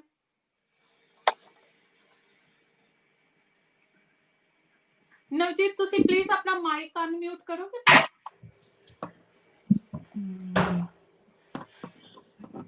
ਹਾਂਜੀ ਠੀਕ ਹੈ ਜੀ। ਸਤਿ ਸ਼੍ਰੀ ਅਕਾਲ ਪ੍ਰੀਤ ਜੀ, ਆਵਾਜ਼ ਆ ਰਹੀ ਹੈ ਪ੍ਰੀਤ? ਸਤਿ ਸ਼੍ਰੀ ਅਕਾਲ ਰਮਨ ਜੀ, ਸਾਰੇ ਦਰਸ਼ਕਾਂ ਨੂੰ ਪਿਆਰ ਭਰੀ ਸਤਿ ਸ਼੍ਰੀ ਅਕਾਲ ਜੀ। ਹੋਰ ਕਿੱਦਾਂ ਪ੍ਰੀਤ ਜੀ, ਕਿੱਦਾਂ ਰਮਨ, ਠੀਕ ਹੋ ਜੀ? ਹਾਂਜੀ ਅਸੀਂ ਬਿਲਕੁਲ ਠੀਕ ਠਾਕ, ਤੁਸੀਂ ਸੁਣਾਓ? ਬਹੁਤ ਵਧੀਆ ਜੀ, ਬਹੁਤ ਵਧੀਆ, ਬਹੁਤ ਵਧੀਆ ਟੌਪਿਕ ਤੁਸੀਂ ਅੱਜ ਚੁਣਿਆ। ਤੁਹਾਡੇ ਮੈਲਬਨ ਵਾਲਿਆਂ ਵੱਲ ਵੇਖ ਕੇ ਕਿ ਤੁਸੀਂ ਸਟਿਲ ਹਜੇ ਰਿਸਟ੍ਰਿਕਸ਼ਨ ਚੋਂ, ਪਰ ਰੀਅਲੀ ਨਾਈਸ ਕਿ ਤੁਸੀਂ ਫਿਰ ਵੀ ਟਾਈਮ ਕੱਢ ਕੇ ਅੱਜ ਇਸ ਪ੍ਰੋਗਰਾਮ 'ਚ ਆਏ।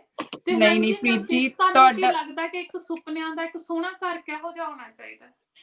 ਪ੍ਰੀਤ ਜੀ, ਪਹਿਲਾਂ ਤਾਂ ਬਹੁਤ ਥੈਂਕਸ, ਤੁਸੀਂ ਮੈਨੂੰ ਸ਼ੋਅ 'ਚ ਆਉਣ ਦਾ ਮੌਕਾ ਦਿੱਤਾ। ਰਮਨ ਜੀ ਦਾ ਵੀ ਥੈਂਕਸ। ਪ੍ਰੀਤ ਜੀ, ਅੱਜ ਦਾ ਟੌਪਿਕ ਤੁਸੀਂ ਬਹੁਤ ਵਧੀਆ ਚੁਣਿਆ, ਘਰ ਤੇ ਰਿਸ਼ਤੇ। ਮੈਨੂੰ ਲੱਗਦਾ ਕਿ ਘਰ ਦੇ ਵਿੱਚ ਰਿਸ਼ਤੇ ਬਣਦੇ ਪਰਿਵਾਰ ਨਾਲ। ਪਰਿਵਾਰ ਦਾ ਸਭ ਤੋਂ ਮੇਨ ਜਿਹੜਾ ਪਾਰਟ ਉਹ ਤੁਹਾਡੇ ਘਰ 'ਚ ਬੱਚੇ ਨੇ। ਤੇ ਮੈਨੂੰ ਲੱਗਦਾ ਕਿ ਅੱਜ ਕੱਲ ਦੇ ਲਾਈਫ ਸਟਾਈਲ ਦੇ ਵਿੱਚ ਜਾਂ ਫਿਰ ਅੱਜ ਕੱਲ ਸਾਰੇ ਘਰ ਬਣਾਉਣ ਦੇ ਹਨਾ, ਕਿ ਸਾਰੇ ਘਰ ਬਣਾ ਰਹੇ ਨੇ, ਇੱਕ ਦੌੜ 'ਚ ਲੱਗੇ ਹੋਏ ਘਰ ਬਣਾਉਣਾ। ਬੱਚਿਆਂ ਦੀ ਕਿਤੇ ਆਜ਼ਾਦੀ ਖਤਮ ਹੋ ਗਈ ਆ। ਨਵੇਂ ਘਰ ਬਣਾਉਣ ਦੇ ਚੱਕਰ ਦੇ ਵਿੱਚ ਬੱਚਿਆਂ ਦੀ ਆਜ਼ਾਦੀ ਖਤਮ ਹੋ ਗਈ। ਨਾ ਉਹਨਾਂ ਨੂੰ ਖੇਡਣ ਦੀ ਆਜ਼ਾਦੀ ਹੈ ਘਰ ਦੇ ਵਿੱਚ ਪ੍ਰੋਪਰਲੀ, ਕਿਉਂਕਿ ਆਪਾਂ ਆਪਣੇ ਘਰਾਂ ਨੂੰ ਇੱਕ ਡਿਸਪਲੇ ਹੋਮ ਬਣਾਉਣਾ ਚਾਹੁੰਦੇ ਹਾਂ। ਮੈਨੂੰ ਲੱਗਦਾ ਸਾਰੇ ਇਸੇ ਦੌੜ ਦੇ ਵਿੱਚ ਨੇ। ਨਾ ਬੱਚਿਆਂ ਨੂੰ ਬੋਲਣ ਦੀ ਫ੍ਰੀਡਮ ਆ। ਜੇ ਬੱਚੇ ਥੋੜਾ ਜਿਹਾ ਵੀ ਕੁਛ ਬੋਲਦੇ ਆ ਜਾਂ ਲਾਊਡ ਹੁੰਦੇ ਨੇ, ਲਾਊਡ ਮਿਊਜ਼ਿਕ ਚੱਲਦਾ ਘਰ ਦੇ ਵਿੱਚ, ਆਪਾਂ ਉਹਨਾਂ ਨੂੰ ਉਸੇ ਵੇਲੇ ਕਹਿੰਦੇ ਓਏ ਬੰਦ ਕਰੋ ਜਾਂ ਮਿਊਟ ਕਰ ਦਿਓ, ਹੌਲੀ ਕਰ ਲਓ। ਮਤਲਬ ਮੈਨੂੰ ਲੱਗਦਾ ਕਿਤੇ ਬੱਚਿਆਂ ਦਾ ਬਚਪਨ ਖਤਮ ਹੁੰਦਾ ਜਾ ਰਿਹਾ, ਕਿਉਂਕਿ ਉਹਨਾਂ ਨੂੰ ਆਜ਼ਾਦੀ ਹੀ ਨਹੀਂ ਹੈ ਕਿਸੇ ਚੀਜ਼ ਦੀ। ਉਹ ਆਪਣੇ ਪੇਰੈਂਟਸ ਤੇ ਇੰਨਾ ਕੁ ਜ਼ਿਆਦਾ ਕਹਿੰਦੇ ਆ ਕਿ ਕੰਟਰੋਲ ਦੇ ਵਿੱਚ ਨੇ ਕਿ ਉਹ ਕਈ ਵਾਰੀ ਆਪਣੇ ਤੋਂ ਚੀਜ਼ਾਂ ਵੀ ਲੁਕਾਉਣ ਲੱਗ ਜਾਂਦੇ ਨੇ। ਮਤਲਬ ਮੈਨੂੰ ਏਦਾਂ ਲੱਗਦਾ ਕਿ ਰਿਸ਼ਤੇ ਓਪਨ ਹੋਣੇ ਚਾਹੀਦੇ ਨੇ। ਆਪਾਂ ਨੂੰ ਆਪਣੇ ਬੱਚਿਆਂ ਨੂੰ ਵੀ ਓਨੀ ਹੀ ਰਿਸਪੈਕਟ ਜਾਂ ਓਨਾ ਹੀ ਫ੍ਰੀਡਮ ਦੇਣੀ ਚਾਹੀਦੀ ਹੈ ਜਿੰਨੀ ਆਪਾਂ ਐਕਸਪੈਕਟ ਕਰਦੇ ਹਾਂ ਦੂਜਿਆਂ ਤੋਂ। ਜੇ ਆਪਾਂ ਉਹਨਾਂ ਨੂੰ ਫ੍ਰੀਡਮ ਦੇਵਾਂਗੇ, ਮੈਨੂੰ ਲੱਗਦਾ ਕਿ ਆਪਣਾ ਘਰ, ਆਪਣੇ ਬੱਚੇ, ਆਪਣਾ ਇੱਕ ਵਧੀਆ ਰਿਸ਼ਤਾ ਰਹੂਗਾ। ਮੈਂ ਤੁਹਾਨੂੰ ਦੱਸਦੀ ਹਾਂ ਮੇਰਾ ਆਪਣਾ ਇੰਸੀਡੈਂਟ ਪਰਸਨਲ। ਮੇਰੀ ਬੇਟੀ, ਜਦੋਂ ਅਸੀਂ ਇੱਥੇ ਘਰ 'ਚ ਨਵੇਂ ਮੂਵ ਹੋਏ ਸੀ, ਮੇਰੀ ਬੇਟੀ ਉਦੋਂ 5 ਸਾਲ ਦੀ ਸੀ, 5.5 ਸਾਲ ਦੀ। ਮੇਰਾ ਬੇਟਾ 3 ਸਾਲ ਦਾ ਹੋਣਾ। ਤੇ ਮੈਂ ਹੇਅਰ ਡਰਾਇਰ ਯੂਜ਼ ਕੀਤਾ। ਮੈਂ ਉਹਨੂੰ ਐਜ਼ ਇਟ ਇਜ਼ ਹੀ ਛੱਡਤਾ ਬਾਥਰੂਮ ਦੇ ਵਿੱਚ। ਤੇ ਬੱਚੇ ਨੇ ਸ਼ੈਤਾਨੀ ਦਿਮਾਗ ਹੁੰਦਾ, ਤੁਹਾਨੂੰ ਪਤਾ, ਉਹਨਾਂ ਨੇ ਹੇਅਰ ਡਰਾਇਰ ਚੱਕਿਆ, ਰੂਮ ਦੇ ਵਿੱਚ ਸਾਡੇ ਮਾਸਟਰ ਬੈਡਰੂਮ ਦੇ ਵਿੱਚ ਲੈ ਕੇ ਆਏ ਤੇ ਉਹਨਾਂ ਨੇ ਪਲੱਗ ਇਨ ਕਰ ਲਿਆ। ਬੱਚਿਆਂ ਨੂੰ ਪਤਾ ਨਹੀਂ, ਉਹਨਾਂ ਨੇ ਉਹਨੂੰ ਫੇਸ ਡਾਊਨ ਕਰਕੇ ਛੱਡਤਾ। ਸਾਡਾ ਜੀ ਕਾਰਪੇਟ ਬਰਨ ਹੋ ਗਿਆ। ਨਵੇਂ ਘਰ 'ਚ ਅਸੀਂ ਮੂਵ ਹੋਏ, ਮਹੀਨਾ ਹੋਇਆ। ਮੈਨੂੰ ਵੀ ਬੜਾ ਹਨਾ ਉਦੋਂ ਕ੍ਰੇਜ਼ ਸੀਗਾ। ਸੇਮ ਮੈਂਟੈਲਿਟੀ, ਡਿਸਪਲੇ ਹੋਮ ਹੈ ਜੀ, ਘਰ ਬਣਾਇਆ, ਕੁਛ ਨਾ ਹੋਵੇ, ਕੋਈ ਵਾਲ ਨਾ ਸਕ੍ਰੈਚ ਪੈ ਜੇ, ਕੋਈ ਕਾਰਪੇਟ ਨਾ ਖਰਾਬ ਹੋ ਜੇ ਸਾਡਾ, ਮਤਲਬ ਪੂਰਾ ਫੁੱਲ ਔਨ ਡਿਸਪਲੇ ਫੀਲਿੰਗ ਹਨਾ। ਚਲੋ ਜੀ, ਕਾਰਪੇਟ ਬਰਨ ਹੋ ਗਿਆ। ਬੇਟੀ ਵੱਡੀ ਸੀ, ਜਦਕਿ ਉਹਦਾ ਫਾਲਟ ਵੀ ਨਹੀਂ ਸੀ। ਮੈਂ ਉਹਨੂੰ ਬਹੁਤ ਡਾਂਟਿਆ, ਬਟ ਤੁਸੀਂ ਬਿਲੀਵ ਨਹੀਂ ਕਰੋਗੇ ਪ੍ਰੀਤ ਜੀ, ਉਹ ਅੱਜ ਵੀ ਉਹਨੂੰ ਮੈਮਰੀ ਯਾਦ ਆ। ਜਦੋਂ ਮੈਂ ਉਹਨੂੰ ਉਹ ਵੇਖਦੀ ਹੈ ਨਾ ਉਸ ਬਰਨ ਨੂੰ, ਉਹ ਕਹਿੰਦੀ ਮੰਮਾ ਉਹ ਮੇਰਾ ਫਾਲਟ ਨਹੀਂ ਸੀ, ਪਰ ਤੁਸੀਂ ਮੈਨੂੰ ਬਹੁਤ ਡਾਂਟਿਆ। ਮੈਂ ਆਪਣੇ ਮਦਰ ਇਨ ਲਾਅ ਨਾਲ ਗੱਲ ਕੀਤੀ ਸੀ ਉਦੋਂ। ਮੈਂ ਕਿਹਾ ਮੰਮਾ ਇਹਨਾਂ ਨੇ ਕਾਰਪੇਟ ਸਾੜਤਾ। ਉਹਨਾਂ ਨੇ ਮੈਨੂੰ ਇੱਕ ਗੱਲ ਸਮਝਾਈ ਸੀ ਪ੍ਰੀਤ ਜੀ, ਜਿਹੜੇ ਘਰ 'ਚ ਜ਼ਿਆਦਾ ਕਹਿੰਦੇ ਨਾ ਲੋਕੀ ਸੁੱਚਮ ਸਫਾਈਆਂ ਨਾਲ ਜਾਂ ਇੱਕ ਡਿਸਪਲੇ ਹੋਮ ਬਣਾਉਣਾ ਨਹੀਂ ਹੁੰਦਾ। ਸੁੱਚਮ ਹੁੰਦਾ ਬੱਚਿਆਂ ਦੇ ਖਿਲਾਰੇ ਦਾ, ਬੱਚਿਆਂ ਦੀ ਆਜ਼ਾਦੀ ਦਾ। ਬੱਚੇ ਕਿੰਨਾ ਗੰਦ ਪਾ ਰਹੇ ਆ ਜਾਂ ਉਹ ਕੀ ਕਰ ਕੀ ਰਹੇ ਆ ਤੁਹਾਡੇ ਨਾਲ, ਕਿੰਨੇ ਕੁ ਓਪਨ ਨੇ ਹਨਾ। ਉਹ ਤੁਹਾਡੇ ਘਰ ਦੀ ਇੱਕ ਕਹਿੰਦੇ ਹੁੰਦੇ ਵਧੀਆ ਤਸਵੀਰ ਦਰਸਾਉਂਦਾ, ਨਾ ਕਿ ਤੁਹਾਡੇ ਬੱਚੇ ਸਹਿਮੇ ਪਏ ਨੇ ਇੱਕ ਕਾਰਨਰ 'ਚ ਬੈਠੇ ਹੋਏ ਆ, ਲਾਊਡ ਮਿਊਜ਼ਿਕ ਅਲਾਉਡ ਨਹੀਂ। ਬੱਚੇ ਨੇ, ਫਨ ਕਰਨਾ ਜ਼ਰੂਰੀ। ਆਪਾਂ ਸਾਰੇ ਇਹਨਾਂ ਚੀਜ਼ਾਂ 'ਚੋਂ ਹੀ ਨਿਕਲੇ ਆ। ਆਪਾਂ ਨੂੰ ਤਾਂ ਆਜ਼ਾਦੀ ਬਹੁਤ ਜ਼ਿਆਦਾ ਸੀ ਘਰ ਦੇ ਵਿੱਚ। ਮੈਨੂੰ ਲੱਗਦਾ ਆਪਣੇ ਪੇਰੈਂਟਸ ਨੇ ਆਪਾਂ ਨੂੰ ਇੰਨਾ ਕੰਟਰੋਲ ਨਹੀਂ ਕੀਤਾ ਜਿੰਨਾ ਆਪਣੇ ਬੱਚੇ ਕੰਟਰੋਲ 'ਚ ਨੇ ਇਸ ਟਾਈਮ। ਮੈਨੂੰ ਇਹ ਲੱਗਦਾ ਕਿ ਬੱਚਿਆਂ ਦੀ ਆਜ਼ਾਦੀ ਹੋਣਾ ਬਹੁਤ ਜ਼ਰੂਰੀ ਹੈ, ਪਰ ਉਹਦੇ ਨਾਲ ਨਾਲ ਮੈਂ ਇਹ ਨਹੀਂ ਕਹਿ ਰਹੀ ਕਿ ਬੱਚਿਆਂ ਨੂੰ ਖੁੱਲ੍ਹੇ ਹੀ ਛੱਡ ਦਿਓ, ਕਿ ਉਹਨਾਂ ਨੂੰ ਕੁਝ ਪਤਾ ਹੀ ਨਾ ਹੋਵੇ ਕਿ ਸਾਡੀਆਂ ਰਿਸਟ੍ਰਿਕਸ਼ਨਸ ਹੀ ਨਹੀਂ ਹੈਗੀਆਂ। ਆਜ਼ਾਦੀ ਦਿਓ, ਐਜ਼ ਅ ਫਰੈਂਡ ਬਣ ਕੇ ਉਹਨਾਂ ਦੇ ਹਮੇਸ਼ਾ ਇੱਕ ਫਰੈਂਡ ਬਣੋ। ਮੇਰੀ ਬੇਟੀ 10 ਸਾਲ ਦੀ ਆ ਐਂਡ ਆਮ ਵੈਰੀ ਪ੍ਰਾਊਡ ਕਿ ਮੈਂ ਆਪਣੇ ਆਪ ਨੂੰ ਚੇਂਜ ਕੀਤਾ, ਕਿਉਂਕਿ ਮੈਂ ਵੀ ਬਹੁਤ ਕੰਟਰੋਲ ਫਰੀਕ ਸੀ ਪਹਿਲਾਂ। ਮੈਂ ਬਹੁਤ ਕੰਟਰੋਲ ਕਰਦੀ ਸੀ ਆਪਣੀ ਬੇਟੀ ਨੂੰ, ਆਪਣੇ ਬੇਟੇ ਨੂੰ। ਆਹ ਨਹੀਂ ਕਰਨਾ, ਉਹ ਨਹੀਂ ਕਰਨਾ, ਇੱਥੇ ਨਹੀਂ ਬਹਿਣਾ, ਪਾਣੀ ਦਾ ਗਲਾਸ ਡੁੱਲ ਗਿਆ, ਕਿੱਦਾਂ ਡੁੱਲ ਗਿਆ, ਤੁਸੀਂ ਕਿਉਂ ਡੋਲਤਾ ਹਨਾ। ਫਿਰ ਮੈਂ ਹੌਲੀ ਹੌਲੀ ਰਿਅਲਾਈਜ਼ ਕੀਤਾ ਮੇਰੇ ਬੱਚੇ ਮੇਰੇ ਤੋਂ ਦੂਰ ਹੋ ਰਹੇ ਆ। ਫਿਰ ਮੇਰੀ ਇੱਕ ਬਹੁਤ ਹੀ ਗੁੱਡ ਫਰੈਂਡ ਆ, ਜਿਹਦਾ ਮੈਂ ਨਾਮ ਜ਼ਰੂਰ ਲਵਾਂਗੀ, ਉਹ ਪ੍ਰੀਤ ਹੀ ਹੈ ਜੀ, ਬੈਸਟ ਫਰੈਂਡ। ਇਹਨੇ ਹੀ ਮੈਨੂੰ ਸਮਝਾਇਆ ਕਿ ਬੱਚੇ ਪ੍ਰੀਤ ਨਵੀ ਇਹ ਘਰ ਆਪਣੇ ਲਈ ਆਪਾਂ ਘਰ ਲਈ ਨਹੀਂ ਬਣੇ, ਇਸ ਲਈ ਇਹਨਾਂ ਨੂੰ ਫ੍ਰੀडम ਦੇਣਾ ਬਹੁਤ ਜ਼ਰੂਰੀ ਹੈ। ਇਨ ਅ ਵੇ ਕੰਟਰੋਲ ਵੀ ਜ਼ਰੂਰੀ ਹੈ। ਖਲਾਰਾ ਪਾਉਂਦੇ ਉਹਨਾਂ ਨੂੰ ਕਹੋ ਆਪਣਾ ਖਲਾਰਾ ਆਪ ਚੱਕੋ, ਕਲੀਨ ਅਪ ਕਰੋ, ਘਰ ਤੁਹਾਡਾ ਵੀ ਹੈ ਸਾਡਾ ਵੀ ਹੈ, ਹੈਲਪ ਕਰੋ ਮੰਮਾ ਦੀ, ਮੰਮਾ ਵੀ ਜੌਬ ਕਰਦੇ ਆ।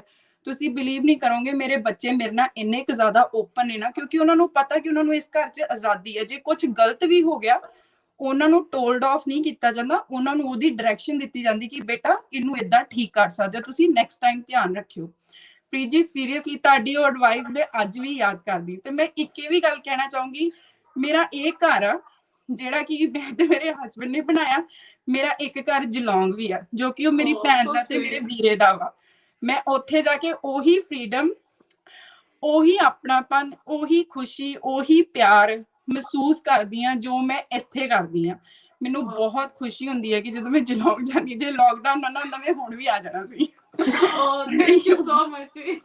ਨਹੀਂ ਬਹੁਤ ਮੈਂ ਸੀਰੀਅਸਲੀ ਪ੍ਰੀਤ ਦੀ ਬਹੁਤ ਥੈਂਕਸ ਕਰਦੀ ਹਾਂ, ਕਿਉਂਕਿ ਪ੍ਰੀਤ ਦੀ ਉਹ ਚੀਜ਼ ਨੇ ਮੈਨੂੰ ਬਹੁਤ ਲਰਨ ਕਰਾਇਆ ਕਿ ਬੱਚਿਆਂ ਲਈ ਬਣੇ ਆਪਾਂ, ਜਾਂ ਇਹ ਘਰ ਹੈ ਬੱਚਿਆਂ ਲਈ ਆ। ਇਹ ਘਰ ਦਾ ਕਹਿੰਦੇ ਹੁੰਦੇ ਨਾ ਪੇਂਟ ਹਰ 5 ਸਾਲ ਬਾਅਦ ਜਾਂ 6 ਸਾਲ ਬਾਅਦ ਆਪਾਂ ਕਰਾ ਹੀ ਲੈਣਾ, ਕਿਉਂਕਿ ਕੰਧਾਂ ਤੇ ਇੱਕੋ ਜਿਹੀਆਂ ਕਦੀ ਰਹੀਆਂ ਨਹੀਂ, ਪਰ ਬੱਚਿਆਂ ਦਾ ਬਚਪਨ ਤਾਂ ਨਹੀਂ ਵਾਪਸ ਆਉਣਾ ਨਾ।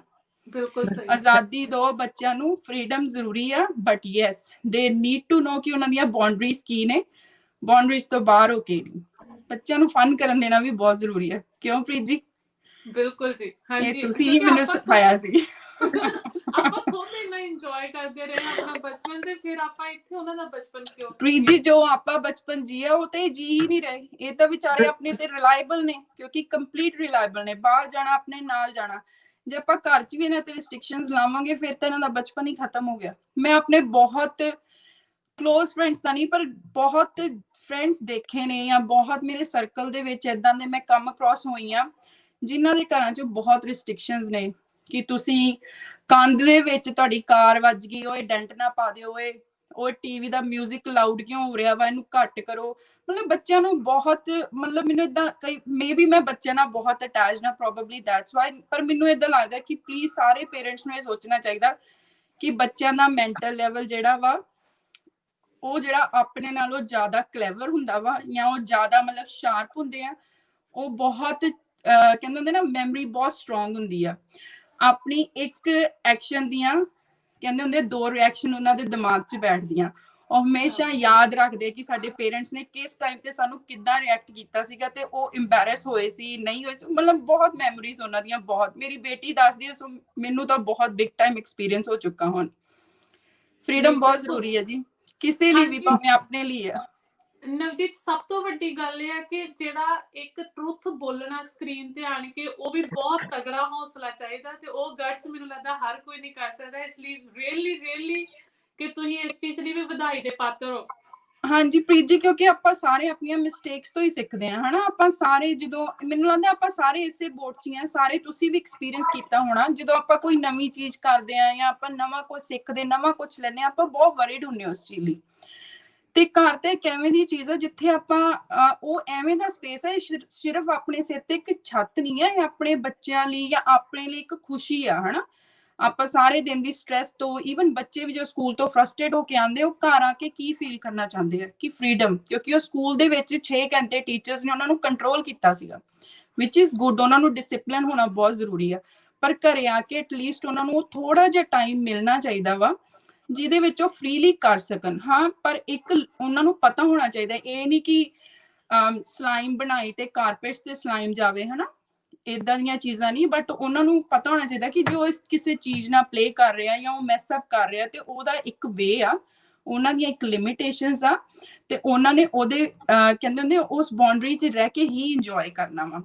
ਮੈਨੂੰ ਲੱਗਦਾ ਕਿ ਬੱਚੇ ਵੀ ਅੱਜ ਕੱਲ੍ਹ ਬਹੁਤ ਸਿਆਣੇ ਨੇ, ਉਹ ਸਮਝਦੇ ਇਹ ਚੀਜ਼ਾਂ ਨੂੰ, ਤੇ ਉਹ ਕਰਦੇ ਵੀ ਉਦਾਂ ਹੀ ਆ। ਜੇ ਆਪਾਂ ਉਹਨਾਂ ਨੂੰ ਨਾਈਸ ਐਂਡ ਪੋਲਾਈਟ ਵੇ ਕਹਿੰਦੇ ਆ, ਤੇ ਉਹ ਕਰਦੇ ਨੇ ਉਸ ਚੀਜ਼ ਨੂੰ, ਕਿਉਂਕਿ ਮੈਂ ਤਾਂ ਐਕਸਪੀਰੀਅੰਸ ਕੀਤਾ ਜੀ। ਮੇਰੀ ਬੇਟੀ ਮੇਰੇ ਨਾਲ ਬਹੁਤ ਜ਼ਿਆਦਾ ਓਪਨ ਆ ਹੁਣ, ਐਸ ਕੰਪੇਅਰ ਟੂ 3 ਜਾਂ 4 ਸਾਲ ਪਹਿਲਾਂ ਜੋ ਮੇਰੇ ਨਾਲ ਸੀ। ਹੁਣ ਉਹ ਮੈਨੂੰ ਓਪਨਲੀ ਦੱਸ ਸਕਦੀ ਹੈ ਕਿ ਮੰਮਾ ਮੇਰੇ ਤੋਂ ਆ ਹੋ ਗਿਆ ਵਾ, ਤੇ ਮੈਂ ਕਹਿੰਦੀ ਇਟਸ ਓਕੇ, ਕੋਈ ਗੱਲ ਨਹੀਂ, ਹੋ ਗਿਆ, ਆਪਾਂ ਇਹਨੂੰ ਸੌਰਟ ਆਊਟ ਕਰ ਲਾਂਗੇ। ਫ੍ਰੀडम ਪ੍ਰੀਤ ਜੀ, ਘਰ ਦੇ ਵਿੱਚ ਫ੍ਰੀडम ਬਹੁਤ ਜ਼ਰੂਰੀ ਹੈ, ਸਪੈਸ਼ਲੀ ਬੱਚਿਆਂ ਨੂੰ। ਬਟ ਹਾਂਜੀ, ਉਹ ਬੱਚਿਆਂ ਨੂੰ ਫ੍ਰੀडम ਇਹ ਨਹੀਂ ਕਿ ਖੁੱਲੇ ਛੱਡ ਦੋ, ਉਹਨਾਂ ਦੀਆਂ ਰਿਸਟ੍ਰਿਕਸ਼ਨਸ ਵੀ ਹੋਣੀਆਂ ਜ਼ਰੂਰੀ ਨੇ, ਹਾਂਜੀ ਬਿਲਕੁਲ। ਬਾਉਂਡਰੀਜ਼। ਹਾਂਜੀ Thank you. ਹਾਂਜੀ ਹਾਂਜੀ ਵਾਕਈ ਥੈਂਕ ਯੂ ਨਵਨੀਤ ਜੀ, ਬਹੁਤ ਮਤਲਬ ਕਿਉਂਕਿ ਮੇਰੀ ਬੇਟੀ ਵੀ ਛੋਟੀ ਹੈ ਨਾ, ਤਾਂ ਮੈਂ ਹਾਂਜੀ ਕਿਤੇ ਹੋਰ ਪਹੁੰਚ ਗਈ ਸੀ। ਨਹੀਂ ਰਮਨ ਜੀ, ਕਿਉਂਕਿ ਆਪਾਂ ਸਾਰੇ ਸੇਮ, ਕਿਉਂਕਿ ਆਪਾਂ, ਮੈਨੂੰ ਲੱਗਦਾ ਕਿ ਆਪਾਂ ਸਾਰੇ ਇੱਕ ਸੇਮ ਪੀਰੀਅਡ 'ਚ ਚੱਲ ਰਹੇ ਹਾਂ। ਆਪਾਂ ਯੰਗ ਮਮਸ ਆ, ਵਰਕਿੰਗ ਵੂਮਨਸ ਆਪਾਂ, ਹਨਾ, ਆਪਾਂ ਹਾਂਜੀ, ਸਾਰੀਆਂ ਚੀਜ਼ਾਂ ਕੰਟਰੋਲ ਕਰਨ ਦੀ ਕੋਸ਼ਿਸ਼ ਕਰਦੇ। ਸਮ ਟਾਈਮ ਆਪਾਂ ਟੈਂਪਰ ਲੂਜ਼ ਕਰ ਜਾਂਦੇ, ਵਿਚ ਇਜ਼ ਨਾਰਮਲ, ਕਿਉਂਕਿ ਆਪਾਂ ਹਿਊਮਨਸ, ਆਪਣੇ 'ਚ ਵੀ એનર્ਜੀ ਲੈਵਲ ਕਿਤੇ ਆ ਕੇ ਖਤਮ ਹੋ ਜਾਂਦਾ, ਹਨਾ। ਖਤਮ ਹੋ ਮੈਨੂੰ ਲੱਗਦਾ ਬੱਚੇ ਵੀ ਅੰਡਰਸਟੈਂਡ ਕਰਦੇ ਨੇ। ਸਮ ਟਾਈਮ ਮੈਂ ਜਦੋਂ ਆਪਣੇ ਬੱਚਿਆਂ ਨੂੰ ਬਿਨਾਂ ਅਨਨੈਸੈਸਰੀ, ਕਈ ਵਾਰੀ ਹਨਾ, ਆਪਣਾ ਵਰਕਲੋਡ ਜਾਂ ਜਿਹੜਾ ਮੈਨੂੰ ਕੰਮ ਤੇ ਸਟ੍ਰੈਸ ਹੈ ਜਾਂ ਘਰੇ ਥੋੜੀ ਬਹੁਤੀ ਕਿਸੇ ਨਾ ਕਿਸੇ ਨੂੰ ਸਟ੍ਰੈਸ ਹੁੰਦੀ, ਕਈ ਵਾਰੀ ਮੈਂ ਬੱਚਿਆਂ ਤੇ ਕੱਢਦੀ ਹਾਂ, ਹਨਾ। ਪਰ ਮੈਨੂੰ ਏਦਾਂ ਲੱਗਦਾ ਕਿ ਬੱਚੇ ਆਪਣੇ ਨਾਲੋਂ ਜ਼ਿਆਦਾ ਸਮਝਦਾਰ ਹੁੰਦੇ ਆ। ਮੇਰੀ ਬੇਟੀ ਬਹੁਤ ਵਾਰੀ ਮੈਨੂੰ ਇਹ ਆ ਕੇ ਗੱਲ ਕਹਿੰਦੀ ਹੈ, ਮੰਮਾ ਇਟਸ ਓਕੇ, ਤੁਸੀਂ ਸਟ੍ਰੈਸਡ ਆਊਟ ਸੀਗੇ, ਤੁਸੀਂ ਮੇਰੇ ਤੇ ਸਕਰੀਮ ਕਰਤਾ ਜਾਂ ਮੈਨੂੰ ਟੋਲਡ ਆਫ ਕੀਤਾ, ਆਈ ਡੋਂਟ ਮਾਈਂਡ।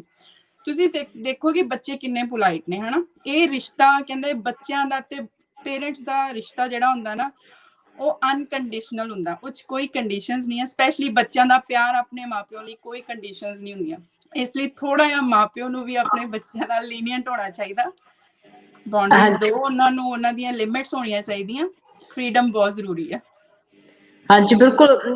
ਨਵਨੀਤ ਜੀ ਤੁਹਾਨੂੰ ਦੱਸਾਂ ਮੈਂ ਇੱਕ ਗੱਲ, ਜਿਵੇਂ ਮੈਂ ਤੁਹਾਨੂੰ ਦੱਸਿਆ ਮੇਰੀ ਬੇਟੀ ਛੋਟੀ ਆ, ਹਨਾ, 4.5 ਸਾਲ ਦੀ ਹੈਗੀ ਆ, ਤੇ ਏਦਾਂ ਹੀ ਜਿਵੇਂ ਉਹ ਕਿੰਡਰ ਜਾਂਦੀ ਸੀ, ਹਾਂਜੀ ਕਹਿ ਲਓ ਕਿ ਇੱਕ ਸਾਡਾ ਥੋੜਾ ਜਿਹਾ ਬੈਡ ਐਕਸਪੀਰੀਅੰਸ ਰਿਹਾ, ਮੈਂ ਉਹ ਚੀਜ਼ ਤੋਂ ਸਿੱਖਿਆ, ਹਨਾ। ਤੇ ਹਾਂਜੀ ਉਹ ਕਿੰਡਰ ਜਾਂਦੀ ਸੀ, ਉਹਨੇ ਕਦੇ ਵੀ ਜਾਣ ਤੋਂ ਮਨਾ ਨਹੀਂ ਕੀਤਾ ਸੀ, ਉਹ ਪਿਛਲੇ 2-3 ਸਾਲ ਤੋਂ ਜਾ ਰਹੀ ਸੀ। ਹੁਣ ਹਾਂਜੀ ਪਿੱਛੇ ਜਾ ਕੇ ਉਹਨੇ ਮਤਲਬ ਇੱਕ ਵਾਰੀ, ਉਹਨੇ 2 ਵਾਰੀ ਕਿਹਾ ਕਿ ਮੈਂ ਨਹੀਂ ਜਾਣਾ, ਤਾਂ ਮੈਂ ਥੋੜਾ ਜਿਹਾ ਹਾਂਜੀ ਜਿਵੇਂ ਸਮਝਣ ਦੀ ਕੋਸ਼ਿਸ਼ ਨਹੀਂ ਕੀਤੀ ਉਹ, ਹਨਾ, ਵੀ ਕਿਉਂ ਨਹੀਂ ਜਾਣਾ।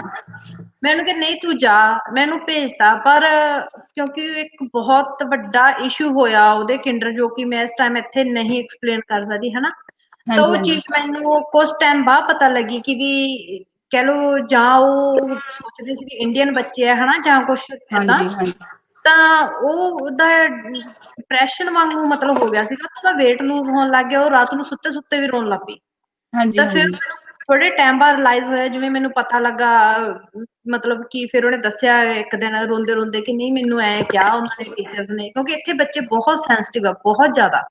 ਹਾਂਜੀ ਤੇ ਰਮਨ ਜੀ। ਫਿਰ ਹਾਂਜੀ ਉਹਨੇ ਮੈਨੂੰ ਇੱਕ ਦਿਨ ਦੱਸਿਆ ਏਦਾਂ ਕਿ ਨਹੀਂ, ਮੈਨੂੰ ਟੀਚਰਸ ਨੇ ਮਤਲਬ, ਜਾਂ ਉਹ ਕਿੰਡਰ ਟੀਚਰ ਨੇ ਮੈਨੂੰ ਏਦਾਂ ਕਿਹਾ, ਜਾਂ ਜਿਹੜੇ ਉੱਥੇ ਫਰੈਂਡ ਹੈਗੇ, ਜਿਹੜੇ ਹੈਗੇ, ਉਹਨਾਂ ਨੇ ਮੈਨੂੰ ਆਹ ਗੱਲ ਏਦਾਂ ਕਹੀ। ਫਿਰ ਉਹ ਚੀਜ਼ ਨੇ ਮੈਨੂੰ ਬਹੁਤ ਹਰਟ ਕੀਤਾ। ਉਸ ਤੋਂ ਬਾਅਦ ਫਿਰ ਅਸੀਂ ਉਹ ਚੀਜ਼ ਨੂੰ ਪੂਰਾ ਮਤਲਬ ਉਹਨੂੰ ਵੀ ਥੋੜਾ, ਹਨਾ, ਸੈਟ ਡਾਊਨ, ਫਿਰ ਆਪਾਂ ਉੱਥੇ ਵੀ ਜਾ ਕੇ ਪੂਰਾ ਮੈਟਰ ਸੌਰਟ ਆਊਟ ਕੀਤਾ। ਪਰ ਹਾਂਜੀ ਬਹੁਤ ਮੈਨੂੰ ਹੋਇਆ ਕਿ ਮੈਂ ਘੱਟੋ ਘੱਟ 1-1.5 ਮਹੀਨਾ ਉਹਨੂੰ ਧੱਕੇ ਨਾਲ ਹੀ ਛੱਡ ਕੇ ਆਉਂਦੀ ਰਹੀ, ਤੇ ਮੈਨੂੰ ਬਹੁਤ ਜ਼ਿਆਦਾ ਬਾਅਦ ਚ ਇਹ ਚੀਜ਼ ਦਾ ਰਿਗਰੈਟ ਹੋਇਆ ਕਿ ਮੈਂ ਆਪਣੇ ਬੱਚੇ ਨੂੰ ਕਿਉਂ ਪੁਸ਼ ਕਰਦੀ ਰਹੀ ਉੱਥੇ, ਸਮਝਣ ਦੀ ਬਜਾਏ ਮੈਂ ਪੁਸ਼ ਕਿਉਂ ਉਹੀ, ਕੀਤੀ ਹਾਂਜੀ ਬੱਚੇ ਨੂੰ ਉੱਥੇ, ਕਿਉਂ ਹਾਂਜੀ ਭੇਜਿਆ ਰਮਨ ਜੀ, ਜਿੱਥੇ ਉਹ ਨਹੀਂ ਉਹੀ ਜਾਣਾ ਚਾਹੁੰਦੀ ਹੈ। ਹਾਂਜੀ, ਮੇਰਾ ਵੀ ਉਹੀ ਪੁਆਇੰਟ ਸੀ ਰਮਨ ਜੀ, ਕਿ ਬੱਚਿਆਂ ਨੂੰ ਬੋਲਣ ਦੀ ਘਰ ਦੇ ਵਿੱਚ ਫਰੀडम ਬਹੁਤ ਜ਼ਰੂਰੀ ਆ। ਹਾਂਜੀ, ਇਹ ਨਹੀਂ ਹੁੰਦਾ ਕਿ ਸਮ ਟਾਈਮ ਕੀ ਹੁੰਦਾ, ਜਦੋਂ ਆਪਾਂ ਟੈਂਪਰ ਲੂਜ਼ ਕਰਦੇ ਆ ਨਾ, ਬੱਚੇ ਤੁਹਾਨੂੰ ਓਪਨਲੀ ਜਵਾਬ ਨਹੀਂ ਦੇ ਪਾਉਂਦੇ, ਪਰ ਉਹ ਕੁਝ ਬੋਲ ਰਹੇ ਹੁੰਦੇ ਆਪਣੇ ਮਨ 'ਚ, ਜਾਂ ਉਹਨਾਂ ਦੇ ਦਿਮਾਗ 'ਚ ਕੁਝ ਚੱਲ ਰਿਹਾ ਹੁੰਦਾ। ਆਪਾਂ ਹਾਂਜੀ, ਨੂੰ ਵੀ ਉਹਨਾਂ ਨੂੰ ਸਮਝਣਾ ਚਾਹੀਦਾ, ਹਨਾ, ਕਿਉਂਕਿ ਦੇਖੋ ਉਹ ਵੀ ਕੁਝ ਫੀਲ ਕਰ ਰਹੇ ਆ, ਉਹਨਾਂ ਦੀਆਂ ਵੀ ਫੀਲਿੰਗਸ ਨੇ। ਮੇਰਾ ਬੇਟਾ 6 ਸਾਲ ਦਾ ਸੁਪਰ ਐਕਟਿਵ ਆ, ਸੁਪਰ ਡੁਪਰ ਐਕਟਿਵ। ਮੈਂ ਐਕਸਪਲੇਨ ਨਹੀਂ ਕਰ ਸਕਦੀ ਕਿ ਉਹ ਕਿੰਨਾ ਕੁ ਐਕਟਿਵ ਆ, ਕਿ ਮਤਲਬ ਦੂਜਾ ਲੈਵਲ ਹੀ ਆ ਉਹਦਾ, ਹਨਾ। ਹਾਂਜੀ, ਪਰ ਮੈਂ ਨੋਟ ਕੀਤਾ ਕਿ ਲੇਟਲੀ ਲਾਸਟ ਈਅਰ ਉਹ ਵੀ ਸੇਮ ਕਹਿ ਰਿਹਾ ਸੀ ਕਿ ਮੈਂ ਸਕੂਲ ਨਹੀਂ ਜਾਣਾ, ਮੈਂ ਸਕੂਲ ਨਹੀਂ ਜਾਣਾ, ਮੈਂ ਨਹੀਂ ਸਕੂਲ ਜਾਣਾ। ਮੈਂ ਉਹਦੀ ਟੀਚਰ ਨਾਲ ਵੀ ਟਾਕ ਕੀਤੀ ਕਿ ਇਹਦਾ ਕੋਈ ਰੀਜ਼ਨ ਆ, ਉਹ ਕਿਉਂ ਨਹੀਂ ਸਕੂਲ ਜਾਣਾ ਚਾਹੁੰਦਾ, ਹਨਾ। ਇੱਕ ਦਿਨ ਫਿਰ ਮੈਂ ਉਹਨੂੰ ਬਿਠਾਇਆ, ਮੈਂ ਕਿਹਾ ਪਲੀਜ਼ ਤੂੰ ਮੈਨੂੰ ਐਕਸਪਲੇਨ ਕਰ ਕਿ ਕੀ ਪ੍ਰੋਬਲਮ ਕੀ ਹੋ ਰਹੀ ਆ।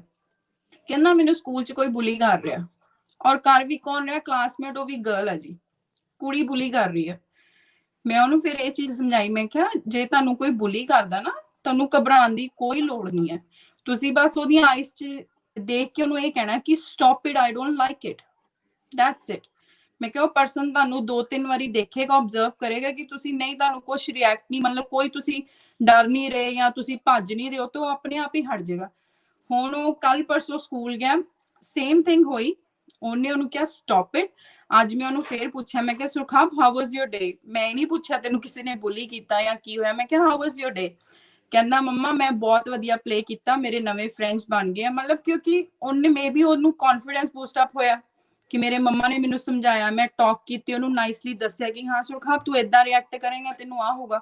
ਸਮ ਟਾਈਮ ਉਹੀ ਰਮਨ ਮੈਨੂੰ ਲੱਗਦਾ ਕਿ ਮੇਬੀ ਆਪਾਂ ਬਿਜ਼ੀ ਆ ਜਾਂ ਆਪਾਂ ਕਈ ਵਾਰੀ ਆਪਣੇ ਬੱਚਿਆਂ ਨਾਲ ਇੰਨਾ ਬੈਠ ਕੇ ਹਨਾ ਸਿਟਿੰਗ ਨਹੀਂ ਕਰਦੇ ਆ।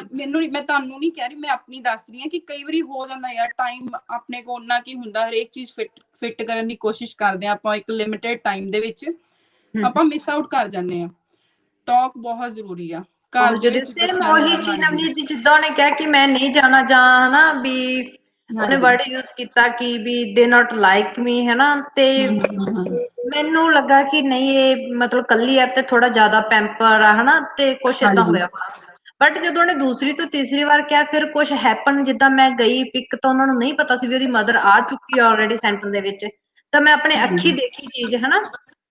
ਤੇ ਉਸ ਤੋਂ ਬਾਅਦ ਫਿਰ ਉਹ ਚੀਜ਼ ਦੇ ਮੈਨੂੰ ਬਹੁਤ ਜ਼ਿਆਦਾ ਮਤਲਬ ਅੱਜ ਵੀ ਉਹ ਮੈਂ ਯਾਦ ਕਰਦੀ, ਮੈਨੂੰ ਬਹੁਤ ਦੁੱਖ ਹੁੰਦਾ ਕਿ ਮੈਂ ਆਪਣੇ ਬੱਚੇ ਨੂੰ ਉਸ ਜਗ੍ਹਾ ਤੇ ਜਾਂ ਉਹਨੂੰ ਮੈਂ ਸਮਝਿਆ ਨਹੀਂ, ਬਹੁਤ ਛੋਟੀ ਸੀ, ਉਹ ਐਕਸਪਲੇਨ ਨਹੀਂ ਕਰ ਸਕਦੀ ਸੀ ਤੇ ਮੈਂ ਉੱਥੇ ਧੱਕਦੀ ਰਹੀ। ਤਾਂ ਮੈਂ ਸਾਰਿਆਂ ਨੂੰ ਰਿਕੁਐਸਟ ਕਰੂੰਗੀ, ਅਗਰ ਤੁਹਾਡਾ ਬੱਚਾ ਕੁਛ ਏਦਾਂ ਦਾ ਕੁਛ ਵੀ ਡਿਫਰੈਂਟ ਹਨਾ ਰਿਐਕਸ਼ਨ ਕਰਦਾ ਜਾਂ ਉਹਦਾ ਥੋੜਾ ਨੇਚਰ ਚੇਂਜ ਹੁੰਦਾ, ਪਲੀਜ਼ ਉਹਨੂੰ ਸਮਝੋ, ਉਹਨੂੰ ਉਹਦੇ ਕੋਲ ਬੈਠੋ, ਉਹਨੂੰ ਟਾਈਮ ਦਿਓ, ਸਮਝੋ। ਹਾਂਜੀ, ਬੱਚਿਆਂ ਨੂੰ ਕੰਟਰੋਲ ਕਰਨ ਦੀ ਬਜਾਏ ਉਹਨਾਂ ਦੇ ਫਰੈਂਡਸ ਬਣਨਾ ਬਹੁਤ ਜ਼ਰੂਰੀ। ਇਹ ਮੇਰਾ ਪਰਸਨਲ ਐਕਸਪੀਰੀਅੰਸ ਆ, ਮੈਂ ਆਪਣੇ ਬੱਚੇ ਤੋਂ ਸਿੱਖਿਆ। ਮੇਰੀ ਬੇਟੀ ਮੇਰੀ ਵਜ੍ਹਾ ਨਾਲ ਹੀ ਮੈਂ ਕਹਿੰਨੀ ਆ ਕਿ ਉਹ ਬਹੁਤ ਸ਼ਾਈ ਨੇਚਰ ਦੀ ਆ। ਫਸਟ ਬੇਬੀ ਸੀ ਮੇਰਾ, ਮੈਂ ਬਹੁਤ ਓਵਰ ਪ੍ਰੋਟੈਕਟਿਵ ਮਮ ਸੀ, ਹੁਣ ਵੀ ਬਹੁਤ ਓਵਰ ਪ੍ਰੋਟੈਕਟਿਵ ਆ। ਤੇ ਮੈਨੂੰ ਲੱਗਦਾ ਕਿਤੇ ਮੇਰੀ ਓਵਰ ਪ੍ਰੋਟੈਕਸ਼ਨ ਨੇ ਨਾ ਉਹਨੂੰ ਸ਼ਾਈ ਬਣਾਤਾ। ਹੁਣ ਉਹਦਾ ਕੌਨਫੀਡੈਂਸ ਲੈਵਲ ਮੈਂ ਦੇਖ ਸਕਦੀ ਹਾਂ ਕਿ ਉਹਦਾ ਬਹੁਤ ਬੂਸਟ ਅਪ ਹੋਇਆ ਵਾ। ਮੇਬੀ ਉਹਦੀ ਇੱਕ ਬਹੁਤ ਡੀਅਰ ਫਰੈਂਡ ਬਣੀ ਆ, ਉਹਦਾ ਬਹੁਤ ਗੁੱਡ ਸਰਕਲ ਆ, ਬਹੁਤ ਨਾਈਸ ਫੈਮਿਲੀ ਆ, ਉਹ ਕੁੜੀ ਬਹੁਤ ਕੌਨਫੀਡੈਂਟ ਹੈ, ਇਹ 'ਚ ਵੀ ਕੌਨਫੀਡੈਂਸ ਆਇਆ। ਪਰ ਮੈਨੂੰ ਇਹ ਲੱਗਦਾ ਕਿ ਮੈਂ ਉਹਨੂੰ ਸਪੋਰਟ ਕਰਨਾ ਜਦੋਂ ਦਾ ਸ਼ੁਰੂ ਕੀਤਾ ਨਾ ਇਨ ਅ ਗੁੱਡ ਵੇ, ਮੈਂ ਉਹਨੂੰ ਹਮੇਸ਼ਾ ਦੱਸਦੀ ਤੇਰੇ ਲਈ ਕੀ ਚੰਗਾ ਕੀ ਮਾੜਾ। ਜਦੋਂ ਦਾ ਮੈਂ ਉਹਨੂੰ ਸਪੋਰਟ ਕਰਨਾ ਸ਼ੁਰੂ ਕੀਤਾ, ਮੈਂ ਦੇਖ ਸਕਦੀ ਕਿ ਮੇਰੇ ਬੱਚੇ 'ਚ ਕਿੱਡਾ ਬਿਗ ਡਿਫਰੈਂਸ ਆ। ਮੈਂ ਕਦੀ ਆਪਣੇ ਬੱਚੇ ਨੂੰ ਇਹ ਨਹੀਂ, ਮੈਂ ਉਹਨੂੰ ਹਮੇਸ਼ਾ ਕਿਹਾ ਕਿ ਜੋ ਤੁਸੀਂ ਕਰ ਰਹੇ ਹੋ ਨਾ, ਭਾਵੇਂ ਤੁਸੀਂ ਗਲਤ ਵੀ ਕੀਤਾ, ਘਰੇ ਆਓ ਦੱਸੋ, ਮੰਮਾ ਜੇ ਕੁਝ ਕਰ ਸਕਣਗੇ ਉਸ ਚੀਜ਼ ਬਾਰੇ ਤੇ ਮੈਂ ਤੁਹਾਨੂੰ ਜ਼ਰੂਰ ਗਾਈਡ ਕਰੂੰਗੀ, ਜੇ ਮੇਰੇ ਵੱਸ 'ਚ ਹੋਊਗਾ ਮੈਂ ਤੁਹਾਨੂੰ ਜ਼ਰੂਰ ਗਾਈਡ ਕਰੂੰਗੀ। ਮੈਨੂੰ ਲੱਗਦਾ ਬੱਚੇ ਬਹੁਤ ਜਲਦੀ ਸਿੱਖ ਜਾਂਦੇ ਆ। ਹਾਂਜੀ ਪ੍ਰੀਤ ਜੀ, ਮੈਂ ਤੁਹਾਡਾ ਜ਼ਿਆਦਾ ਟਾਈਮ ਤਾਂ ਨਹੀਂ ਲਿਆ। ਨਹੀਂ ਜੀ, ਬਹੁਤ ਵਧੀਆ, ਕਿਉਂਕਿ ਸਾਨੂੰ ਕਮੈਂਟਸ ਬਹੁਤ ਸੋਹਣਾ ਤੁਸੀਂ ਇਹੋ ਹੀ ਕਹਿ ਰਹੇ ਨੇ ਕਿ ਤੁਸੀਂ ਆਪਾਂ ਨੂੰ ਬੱਚਿਆਂ ਦੇ ਫਰੈਂਡਸ ਬਣ ਕੇ ਰਹਿਣਾ ਚਾਹੀਦਾ, ਤੇ ਵਾਕਈ ਬਹੁਤ ਵਧੀਆ ਡਿਸਕਸ਼ਨ ਸੀ ਤੁਹਾਡੀ। ਤੁਹਾਡਾ ਬਹੁਤ ਬਹੁਤ ਥੈਂਕ ਯੂ ਸਾਡੇ ਪ੍ਰੋਗਰਾਮ ਚ ਆਉਣ ਲਈ। ਥੈਂਕ ਯੂ ਸੋ ਮਚ ਪ੍ਰੀਤ ਜੀ। ਰਮਨ ਜੀ, ਮੈਨੂੰ ਕਹਿੰਦੇ ਹੁੰਦੇ ਮੌਕਾ ਦੇਣ ਦਾ, ਮੈਂ ਆਪਣਾ ਛੋਟਾ ਜਿਹਾ ਐਕਸਪੀਰੀਅੰਸ ਸਾਂਝਾ ਕੀਤਾ ਤੁਹਾਡੇ ਨਾਲ। ਮੈਂ ਚਾਹੁੰਦੀ ਹਾਂ ਕਿ ਸਾਰੇ ਅੰਡਰਸਟੈਂਡ ਕਰਨ, ਬੱਚਿਆਂ ਨੂੰ ਫਰੀडम ਦਿਓ, ਈਵਨ ਫਰੀडम ਆਫ ਸਪੀਚ। ਆਪਣੇ ਪੰਜਾਬੀ ਕਮਿਊਨਿਟੀ ਦੀ ਜਾਂ ਆਪਣੇ ਕਲਚਰ ਦੀ ਬਿਗੇਸਟ ਪ੍ਰੋਬਲਮ ਪਤਾ ਕੀ ਆ? ਆਪਾਂ ਆਪਣੇ ਬੱਚਿਆਂ ਨੂੰ ਬੋਲਣ ਨਹੀਂ ਦਿੰਦੇ। ਜੇ ਆਪਣਾ ਬੱਚਾ ਅੱਗੋਂ ਹੂੰ ਵੀ ਕਹਿ ਦਿੰਦਾ ਨਾ, ਆਪਾਂ ਕਹਿੰਦੇ ਓਏ ਹੂੰ ਕਹਿਤੀ, ਆਪਾਂ ਉੱਥੇ ਸਟਾਪ ਕਰ ਦਿੰਦੇ। ਬੋਲੇਗਾ। ਹਾਂਜੀ, ਬੱਚੇ ਕਈ ਵਾਰੀ ਆਪਾਂ ਨਾਲ ਰੂਡ ਨਹੀਂ ਹੋ ਰਹੇ ਹੁੰਦੇ, ਉਹ ਆਪਣੇ ਆਪ ਨੂੰ ਐਕਸਪ੍ਰੈਸ ਕਰਨ ਦੀ ਕੋਸ਼ਿਸ਼ ਕਰ ਰਹੇ ਹੁੰਦੇ ਕਿ ਮੰਮਾ ਮੈਨੂੰ ਇਹ ਪ੍ਰੋਬਲਮ ਹੋ ਰਹੀ ਆ, ਲੈਟ them ਟਾਕ। ਸਮਝੋ ਉਹਨਾਂ ਨੂੰ। ਜੇ ਬੱਚੇ ਤੁਹਾਡੇ ਕਿਸੇ ਕਹਿੰਦੇ ਹੁੰਦੇ ਨਾ ਰੋਂਗ ਡਾਇਰੈਕਸ਼ਨ 'ਚ ਜਾ ਰਹੇ ਆ, ਫਿਰ ਆਪਾਂ ਬੀਇੰਗ ਅ ਪੇਰੈਂਟ ਆਪਾਂ ਉਹਨਾਂ ਨੂੰ ਥੋੜਾ ਜਿਹਾ ਕਹਿੰਦੇ ਟਾਈਟ ਹੋ ਕੇ ਵੀ ਕਹਿ ਸਕਦੇ ਕਿ ਨਹੀਂ ਦਿਸ ਇਜ਼ ਨਾਟ ਗੁੱਡ, ਹੈ ਕਿ ਤੁਸੀਂ ਏਦਾਂ ਨਹੀਂ ਕਰ ਸਕਦੇ। ਥੈਂਕ ਯੂ ਪ੍ਰੀਤ ਜੀ, ਸੌਰੀ ਮੈਂ ਬਹੁਤ ਟਾਈਮ ਲੈ ਲਿਆ ਤੁਹਾਡਾ। ਥੈਂਕ ਯੂ ਰਮਨ ਜੀ, ਤੁਹਾਡਾ ਸਾਰਿਆਂ ਦਾ ਧੰਨਵਾਦ। Thank you Preet, thank you. Thank you ਜੀ। ਥੈਂਕ ਯੂ ਜੀ। ਹਾਂਜੀ ਜੀ, ਮੈਂ ਆਪਣੇ ਸਾਰੇ ਸਰੋਤਿਆਂ ਨੂੰ ਦੱਸਦਾ ਕਿ ਜਿਹੜਾ ਸਾਡਾ ਸ਼ੋਅ ਹੈ, ਇਹ ਤੁਹਾਡਾ ਸ਼ੋਅ ਹੈ, ਸਾਡਾ ਨਹੀਂ। ਇਹ ਸਾਡਾ ਸਾਰਿਆਂ ਦਾ ਸ਼ੋਅ ਆ, ਤੇ ਤੁਹਾਨੂੰ ਸਾਰਿਆਂ ਨੂੰ ਇੱਥੇ ਪੂਰਾ ਹੱਕ ਆ ਤੁਹਾਡੇ ਆਪਣੇ ਵਿਚਾਰ ਪੇਸ਼ ਕਰਨ ਦਾ। ਜੇ ਕੋਈ ਹੋਰ ਵੀ ਕਦੀ ਵੀ ਕੋਈ ਭੈਣ ਭਰਾ ਸਾਡੇ ਨਾਲ ਕੋਈ ਗੱਲ ਕਰਨਾ ਚਾਹੁੰਦਾ ਹੋਵੇ, ਕੋਈ ਇਨਸੀਡੈਂਟ ਸਾਂਝਾ ਕਰਨਾ ਚਾਹੁੰਦਾ ਹੋਵੇ, ਤੇ ਮੋਸਟ ਵੈਲਕਮ, ਤੁਸੀਂ ਸਾਡੇ ਨਾਲ ਰਾਬਤਾ ਕਰ ਸਕਦੇ ਹੋ। ਤੇ ਰਮਨ, ਜਦੋਂ ਹੁਣ ਨਵਜੀਤ ਗੱਲ ਕਰ ਰਹੇ ਸੀ ਕਿ ਬੱਚੇ ਜਿਹੜੇ ਆ ਉਹਨਾਂ ਨੂੰ ਬਹੁਤ ਟਾਈਮ ਚਾਹੀਦਾ, ਸੇਮ ਮੈਨੂੰ ਇੱਕ ਹੋਰ ਇੱਥੇ ਮੈਂ ਗੱਲ ਜ਼ਰੂਰ ਸ਼ੇਅਰ ਕਰਨਾ ਚਾਹੂੰਗੀ ਆਪਣੇ ਜਿਹੜੇ ਸਰੋਤੇ ਆ, ਕਿ ਇਕੱਲੇ ਬੱਚੇ ਨਹੀਂ, ਜਿਉਂ-ਜਿਉਂ ਅਸੀਂ ਵੱਡੇ ਹੋ ਰਹੇ ਆ, ਸਾਡੇ ਮਾਂ-ਪਿਓ ਵੀ ਬਜ਼ੁਰਗ ਹੁੰਦੇ ਜਾਂਦੇ ਆ, ਤੇ ਉਹਨਾਂ ਨੂੰ ਵੀ ਬੱਚਿਆਂ ਵਾਂਗੂ ਹੀ ਟਾਈਮ ਚਾਹੀਦਾ। ਕਿ ਜਿਹੜੇ ਰਿਸ਼ਤੇ ਅਸੀਂ ਨਿਭਾਉਣੇ ਕਿਸ ਤਰ੍ਹਾਂ, ਕਿ ਉਹ ਵੀ ਸਾਡੇ ਨਾਲ-ਨਾਲ ਬਜ਼ੁਰਗ ਹੋ ਰਿਹਾ ਤੇ ਉਹ ਇੱਕ ਬੱਚੇ ਬਣ ਜਾਂਦੇ, ਤੇ ਆਪਾਂ ਉਹਨਾਂ ਨੂੰ ਵੀ ਇੱਕ ਨਿੱਕੇ ਬੱਚੇ ਵਾਂਗੂ ਆਪਾਂ ਉਹਨਾਂ ਦਾ ਸਾਥ ਦਈਏ, ਉਹਨਾਂ ਨਾਲ ਹੱਸੀਏ। ਤੇ ਹੁਣ ਜਿਹੜੀ ਇੱਥੇ ਮੈਂ ਇੱਕ ਛੋਟੀ ਜਿਹੀ ਸਟੋਰੀ ਸਾਂਝੀ ਕਰਨ ਜਾ ਰਹੀ ਹਾਂ ਜੀ, ਉਹ ਨੇ ਸਾਡੇ ਜਲੌਂਗ ਦੇ। ਤੇ ਉਹਨਾਂ ਦੀ ਸਟੋਰੀ ਇਹ ਹੈ ਕਿ ਦੋ ਬ੍ਰਦਰ ਇੱਥੇ ਰਹਿੰਦੇ ਨੇ, ਸੁਖਦੀਪ ਬਰਾੜ ਤੇ ਸੁਖਚੈਨ ਬਰਾੜ। ਉਹਨਾਂ ਦੇ ਫਾਦਰ ਦੀ ਡੈਥ ਹੋਣ ਤੋਂ ਬਾਅਦ ਜਿਹੜੀ ਉਹਨਾਂ ਦੀ ਮਾਤਾ ਜੀ ਨੇ, ਉਹਨਾਂ ਨੇ ਆਪਣੇ ਸੱਸ ਸਹੁਰੇ ਨੂੰ ਮਤਲਬ ਕਿ ਉਹਨਾਂ ਦੇ ਦਾਦਾ ਦਾਦੀ ਦੇ ਨਾਲ ਹੀ ਰਹੇ ਨੇ। ਤੇ ਪਿਛਲੇ ਸਾਲ ਉਹ ਬਜ਼ੁਰਗ ਨੇ ਜਿਹੜੇ ਦਾਦਾ ਦਾਦੀ ਕੋਈ 90 ਪਲੱਸ ਨੇ, ਤੇ ਉਹ ਆਂਟੀ ਜਿਹੜੇ ਆ ਉਹ ਪਿਛਲੇ ਸਾਲ ਇੱਥੇ ਆਸਟ੍ਰੇਲੀਆ ਆਏ ਆਪਣੇ ਬੱਚਿਆਂ ਨੂੰ ਮਿਲਣ। ਕਿ ਮੈਂ ਦੱਸਦਾ ਕਿ ਦੋਨੋਂ ਭਰਾ ਇਕੱਠੇ ਰਹਿੰਦੇ ਨੇ, ਤੇ ਉਹ ਆਪਣੇ ਬਜ਼ੁਰਗ ਜਿਹੜੇ ਸੀ ਬਜ਼ੁਰਗ ਆ ਉਹਨਾਂ ਨੂੰ ਦਾਦਾ ਦਾਦੀ ਵੀ ਨਾਲ ਹੀ ਆਏ ਮਿਲਣ। ਤੇ ਹੁਣ ਉਹਨਾਂ ਦਾ ਪਿਆਰ ਦੇਖੋ ਕਿ ਮੈਂ ਆਂਟੀ ਨੂੰ ਪੁੱਛਿਆ, ਮੈਂ ਕਿਹਾ ਆਂਟੀ ਔਖਾ ਨਹੀਂ ਹੋਇਆ ਜਹਾਜ਼ 'ਚ ਇਹਨਾਂ ਨੂੰ ਲੈਣੇ? ਕਹਿੰਦੇ ਨਹੀਂ ਔਖਾ ਨਹੀਂ ਹੋਇਆ। ਫਿਰ ਨਿਆਣੇ ਵੀ ਚਾਹੁੰਦੇ ਸੀ ਨਾ ਕਿ ਸਾਰੀ ਉਮਰ ਉਹਨਾਂ ਇੰਨੀ ਮਿਹਨਤ ਕੀਤੀ ਆ ਕਿ ਉਹ ਵੀ ਇੱਥੇ ਆਣ ਕੇ ਦੁਨੀਆ ਵੇਖਣ ਕਿ ਕਿਵੇਂ ਦੁਨੀਆ ਬਾਹਰ ਕਿਸ ਤਰ੍ਹਾਂ ਲੋਕ ਰਹਿੰਦੇ ਨੇ। ਤੇ ਮੈਂ ਪਿਆਰ ਵੇਖ ਕੇ ਜਿਹੜੀ ਚੀਜ਼ ਸਭ ਤੋਂ ਸੋਹਣੀ ਸੀ ਉਹ ਸੀ ਉਹਨਾਂ ਦਾ ਪਿਆਰ। ਉਹਦੇ 'ਚ ਕੀ ਕਿ ਇੱਕ ਦਿਨ ਅਸੀਂ ਵੇਖਿਆ ਕਿ ਜਿਹੜਾ ਦਾਦਾ ਦਾਦੀ ਤੇ ਜਿੰਨੀਆਂ ਪੋਤ ਨੌਵਾਂ ਸਾਰੇ ਜਾਣੇ ਬੈਠੇ ਤਾਸ਼ ਖੇਡੀ ਜਾਣ। ਮੈਨੂੰ ਬੜੀ ਹੈਰਾਨਗੀ ਹੋਈ। ਉਹ ਬਾਪੂ ਨੂੰ ਛੇੜਨ ਪੋਤਰੇ ਕਿ ਬਾਪੂ ਅੱਜ ਬਹਿ ਜਾ, ਅੱਜ ਤੇਰੀ ਭਾਬੀ ਬਣਨ ਦੀ ਵਾਰੀ ਹੈ।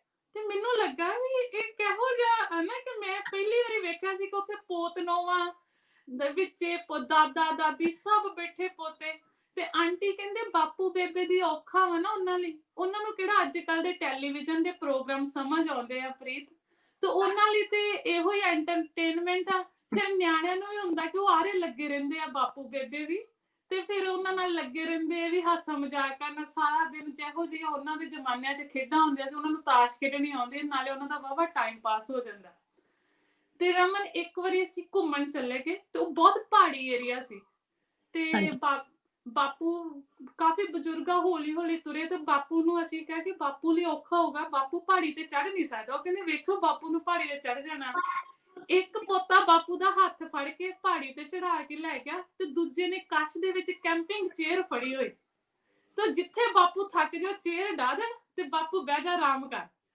ਤੇ ਮੈਨੂੰ ਲੱਗਾ ਕਿ ਜਿਹੜੇ ਬੰਦੇ ਕੋਲ ਇੰਨੇ ਸੋਹਣੇ ਰਿਸ਼ਤੇ ਆ, ਇਹੋ ਜਿਹਾ ਪਰਿਵਾਰ ਆ, ਫਿਰ ਉਹਨੂੰ ਕੋਈ ਪੈਸਾ ਜੋੜਨ ਦੀ ਤੇ ਲੋੜ ਹੀ ਨਹੀਂ।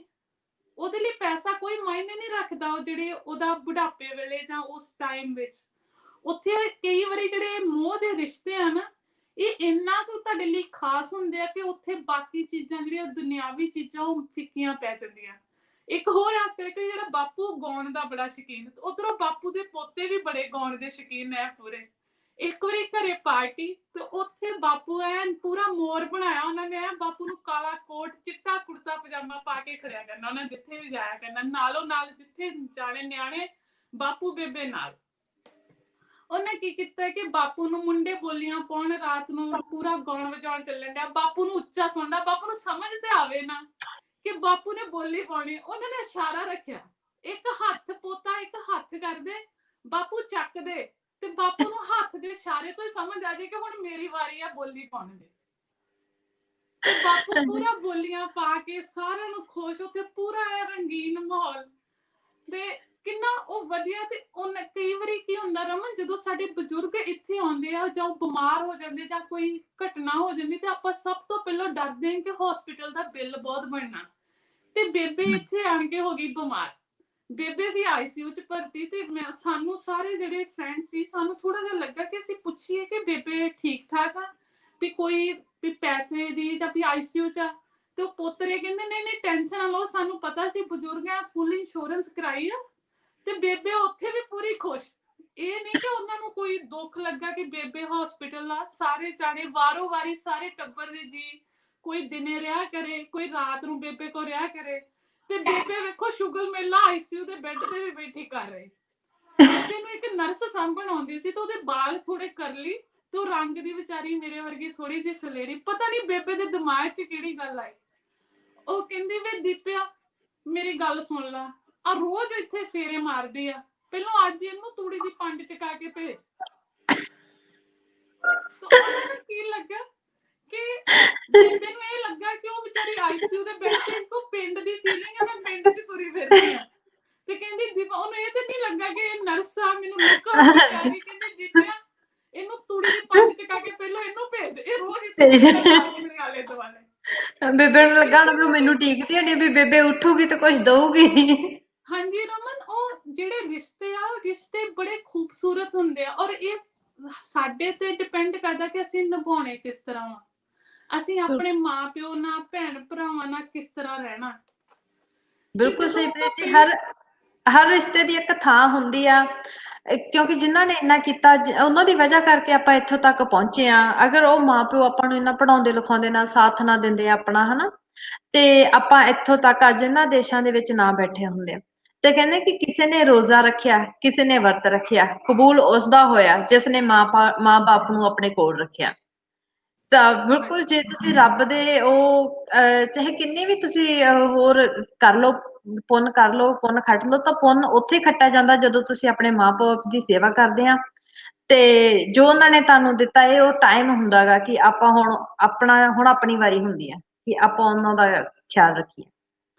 ਤੇ ਰਮਨ, ਪਹਿਲੇ ਜ਼ਮਾਨਿਆਂ 'ਚ ਜਿਹੜੇ ਹੁੰਦੇ ਸੀ ਨਾ, ਰਿਸ਼ਤੇਦਾਰਾਂ ਦੀ ਬੜੀ ਅਹਿਮੀਅਤ ਹੁੰਦੀ ਸੀ। ਜੇ ਕਿਸੇ ਦੇ ਘਰੇ ਪ੍ਰਾਹੁਣਾ ਆਉਣਾ ਤੇ ਘਰਦਿਆਂ ਨੇ ਬੱਸ ਅੱਡੇ ਪਹਿਲਾਂ ਹੀ ਪਹੁੰਚੇ ਹੋਣਾ, ਤੇ ਜੇ ਉਹਨੇ ਪ੍ਰਾਹੁਣੇ ਨੇ ਤੁਰਨਾ ਉਹਨਾਂ ਟਾਂਗੇ ਤੇ ਜਾਂ ਬੱਸ ਦੇ ਨਾਲ ਸਾਰੇ ਟੱਬਰ ਨੇ ਤੁਰੇ ਜਾਣਾ, ਬੈਗ ਫੜ ਕੇ ਉਹਨੂੰ ਚੁਰਾਉਣ ਜਾਣਾ। ਤੇ ਇੱਥੋਂ ਤੱਕ ਜੇ ਕਿਸੇ ਦੇ ਪਿੰਡ ਵਿੱਚ ਕੋਈ ਪ੍ਰਾਹੁਣਾ ਆਉਣਾ, ਉਹਨੇ ਕਿਸੇ ਨੂੰ ਘਰ ਪੁੱਛ ਲੈਣਾ ਕਿ ਫਲਾਣੇ ਦਾ ਘਰ ਕਿੱਥੇ ਹੈ, ਤੇ ਅਗਲੇ ਨੇ ਪੂਰਾ ਇੱਜ਼ਤ ਮਾਣ ਨਾਲ ਉਹਦਾ ਬੈਗ ਫੜ ਕੇ ਉਹਨੂੰ ਅਗਲੇ ਦੇ ਘਰ ਪਹੁੰਚਾ ਕੇ ਆਉਣਾ। ਬਿਲਕੁਲ ਸਹੀ ਪ੍ਰੀਤ, ਕਿ ਉਹਨਾਂ ਜ਼ਮਾਨਿਆਂ 'ਚ ਪ੍ਰਾਹੁਣਿਆਂ ਦੇ ਜਿਹੜੇ ਇੱਕ ਟੌਰ ਬੜੀ ਵਧੀਆ ਹੁੰਦੀ। ਜੋ ਪ੍ਰਾਹੁਣੇ ਨੇ ਘਰ ਤੱਕ ਲੈ ਕੇ ਆਉਣਾ, ਉਹਨਾਂ ਨੇ ਪ੍ਰਾਹੁਣੇ ਨੇ ਘਰ ਪਹੁੰਚਣਾ ਤੇ ਮਾਤਾ ਨੇ ਵੀ ਆਵਾਜ਼ ਦੇਣੀ, ਨੀ ਕੁੜੀਓ ਉਹ ਮੋਰਾਂ ਦੇ ਜੋੜੇ ਵਾਲੀ ਦਰੀ ਕੱਢ ਲਓ ਨਵੀਂ, ਤੇ ਨਵੀਂ ਦਰੀ ਵਿਛਾ ਕੇ ਮੰਜੇ ਤੇ ਪ੍ਰਾਹੁਣਿਆਂ ਨੂੰ ਬਿਠਾਉਣਾ। ਤੇ ਭਾਵੇਂ ਉਸ ਟਾਈਮ ਸੋਰਸਿਸ ਬਹੁਤ ਥੋੜੇ ਸੀਗੇ, ਪਰ ਫਿਰ ਵੀ ਘਰਦਿਆਂ ਨੇ ਮਹਿਮਾਨ ਨਵਾਜੀ 'ਚ ਕੋਈ ਕਮੀ ਨਾ ਛੱਡਣੀ, ਆਪਣਾ ਪੂਰਾ ਜ਼ੋਰ ਲਗਾਉਣਾ। ਉਸ ਟਾਈਮ ਬਣਦਾ ਹੁੰਦਾ ਸੀ ਖੀਰ, ਕੜਾਹ, ਰੰਗ ਵਾਲੇ ਚੌਲ, ਸੇਵੀਆਂ ਤੇ ਪਤਾ ਨੀ ਕੀ ਕੁਛ, ਜਿੱਥੋਂ ਤੱਕ ਵਾਹ ਲੱਗਦੀ ਉਹਨਾਂ ਨੇ ਪੂਰੀ ਵਾਹ ਲਾਉਣੀ। ਪਰ ਅੱਜ ਕੱਲ ਤਾਂ ਮੈਨੂੰ ਲੱਗਦਾ ਪ੍ਰੀਤ ਜੀ ਬਸ ਫਾਰਮੈਲਿਟੀਜ਼ ਜਾਂ ਸ਼ੋ ਆਫ ਹੀ ਰਹਿ ਗਿਆ। ਹਾਂਜੀ ਰਮਨ, ਅੱਜ ਕੱਲ ਸਮੇਂ ਦੀ ਰਫ਼ਤਾਰ ਨੇ ਰਿਸ਼ਤੇ ਵੀ ਬਦਲ ਦਿੱਤੇ। ਕਈ ਵਾਰੀ ਰਿਸ਼ਤੇ ਵੀ ਉਦੋਂ ਤੱਕ ਹੀ ਹੁੰਦੇ ਨੇ ਜਦੋਂ ਤੱਕ ਮਤਲਬ ਹੋਵੇ। ਤੇ ਆਪਾਂ ਗੱਲ ਕਰਦੇ ਆ ਇੱਥੋਂ ਦੀ, ਜਦੋਂ ਅਸੀਂ ਆਸਟ੍ਰੇਲੀਆ ਦੇ 에ਅਰਪੋਰਟ ਤੇ ਉਤਰੇ ਤੇ ਕੋਈ ਨਾ ਕੋਈ ਦੂਰ ਨੇੜੇ ਦਾ ਭੈਣ ਭਰਾ ਸਾਨੂੰ ਲੈਣ ਜ਼ਰੂਰ ਗਿਆ। ਤੇ ਉਦੋਂ ਸਟੂਡੈਂਟ ਲਾਈਫ ਦੇ ਵਿੱਚ ਕਈਆਂ ਕੋਲ ਤੇ ਕਾਰਾਂ ਵੀ ਨਹੀਂ ਹੁੰਦੀਆਂ ਸੀ, ਤੇ ਮੈਨੂੰ ਲੱਗਦਾ ਕਿ ਕਈ ਵਿਚਾਰੇ ਦੋ ਬੱਸਾਂ ਟ੍ਰੇਨਾਂ ਬਦਲ ਕੇ ਵੀ ਲੈਣ ਆਏ। ਤੇ ਆਪਣੇ ਘਰ ਵਿੱਚ ਕਿਸੇ ਨੂੰ ਰੱਖਣਾ, ਗਰੋਸਰੀਜ਼, ਰੈਂਟ, ਔਰ ਸਪੈਸ਼ਲੀ ਜਦੋਂ ਅਸੀਂ ਇੱਕ ਜਿਹੜਾ ਲੈਣ ਆਇਆ ਜਾਂ ਜਿਹਦੇ ਨਾਲ ਤੁਸੀਂ ਰਹੋ ਉਹ ਆਪ ਸਟੂਡੈਂਟ ਲਾਈਫ ਦੇ ਵਿੱਚ ਹੋਵੇ, ਤੇ ਬਾਅਦ ਵਿੱਚ ਕੀ ਹੁੰਦਾ ਕਿ ਅਗਲੇ ਨੇ ਜਿੰਨੀ ਉਹਦੀ ਪਹੁੰਚ ਉਹਨੇ ਹੈਲਪ ਵੀ ਕਰਨੀ, ਜੌਬ ਵੀ ਲੱਭ ਕੇ ਦੇਣੀ, ਤੇ ਰਿਜ਼ਲਟ ਜਿਹੜੇ ਮੋਸਟਲੀ 90% ਹੋਏ ਹੋਏ ਨਿਕਲੇ ਕਿ ਬਾਅਦ ਚ ਬੋਲਚਾਲ ਬੰਦ ਹੋ ਗਈ। ਤੇ ਬੋਲਚਾਲ ਦੀਆਂ ਤਾਰਾਂ ਵੀ ਇੱਥੋਂ ਤੱਕ ਕਿ ਮਗਰੇ ਇੰਡੀਆ ਵੀ ਪਹੁੰਚਿਆ ਤਾਂ ਉੱਥੋਂ ਵੀ ਬੋਲਚਾਲ ਬੰਦ, ਘਰਦਿਆਂ ਦਾ ਵੀ ਬੋਲਚਾਲ ਬੰਦ, ਜੇ ਕੋਈ ਇੰਡੀਆ ਤੋਂ ਕੋਈ ਰਿਸ਼ਤੇਦਾਰੀ ਸੀ ਜਾਂ ਕੁਝ ਵੀ ਸੀ। ਬਿਲਕੁਲ ਸਹੀ। ਗੱਲ ਸਾਰੀ ਰਿਸ਼ਤਿਆਂ ਦੀ ਹੁੰਦੀ ਆ।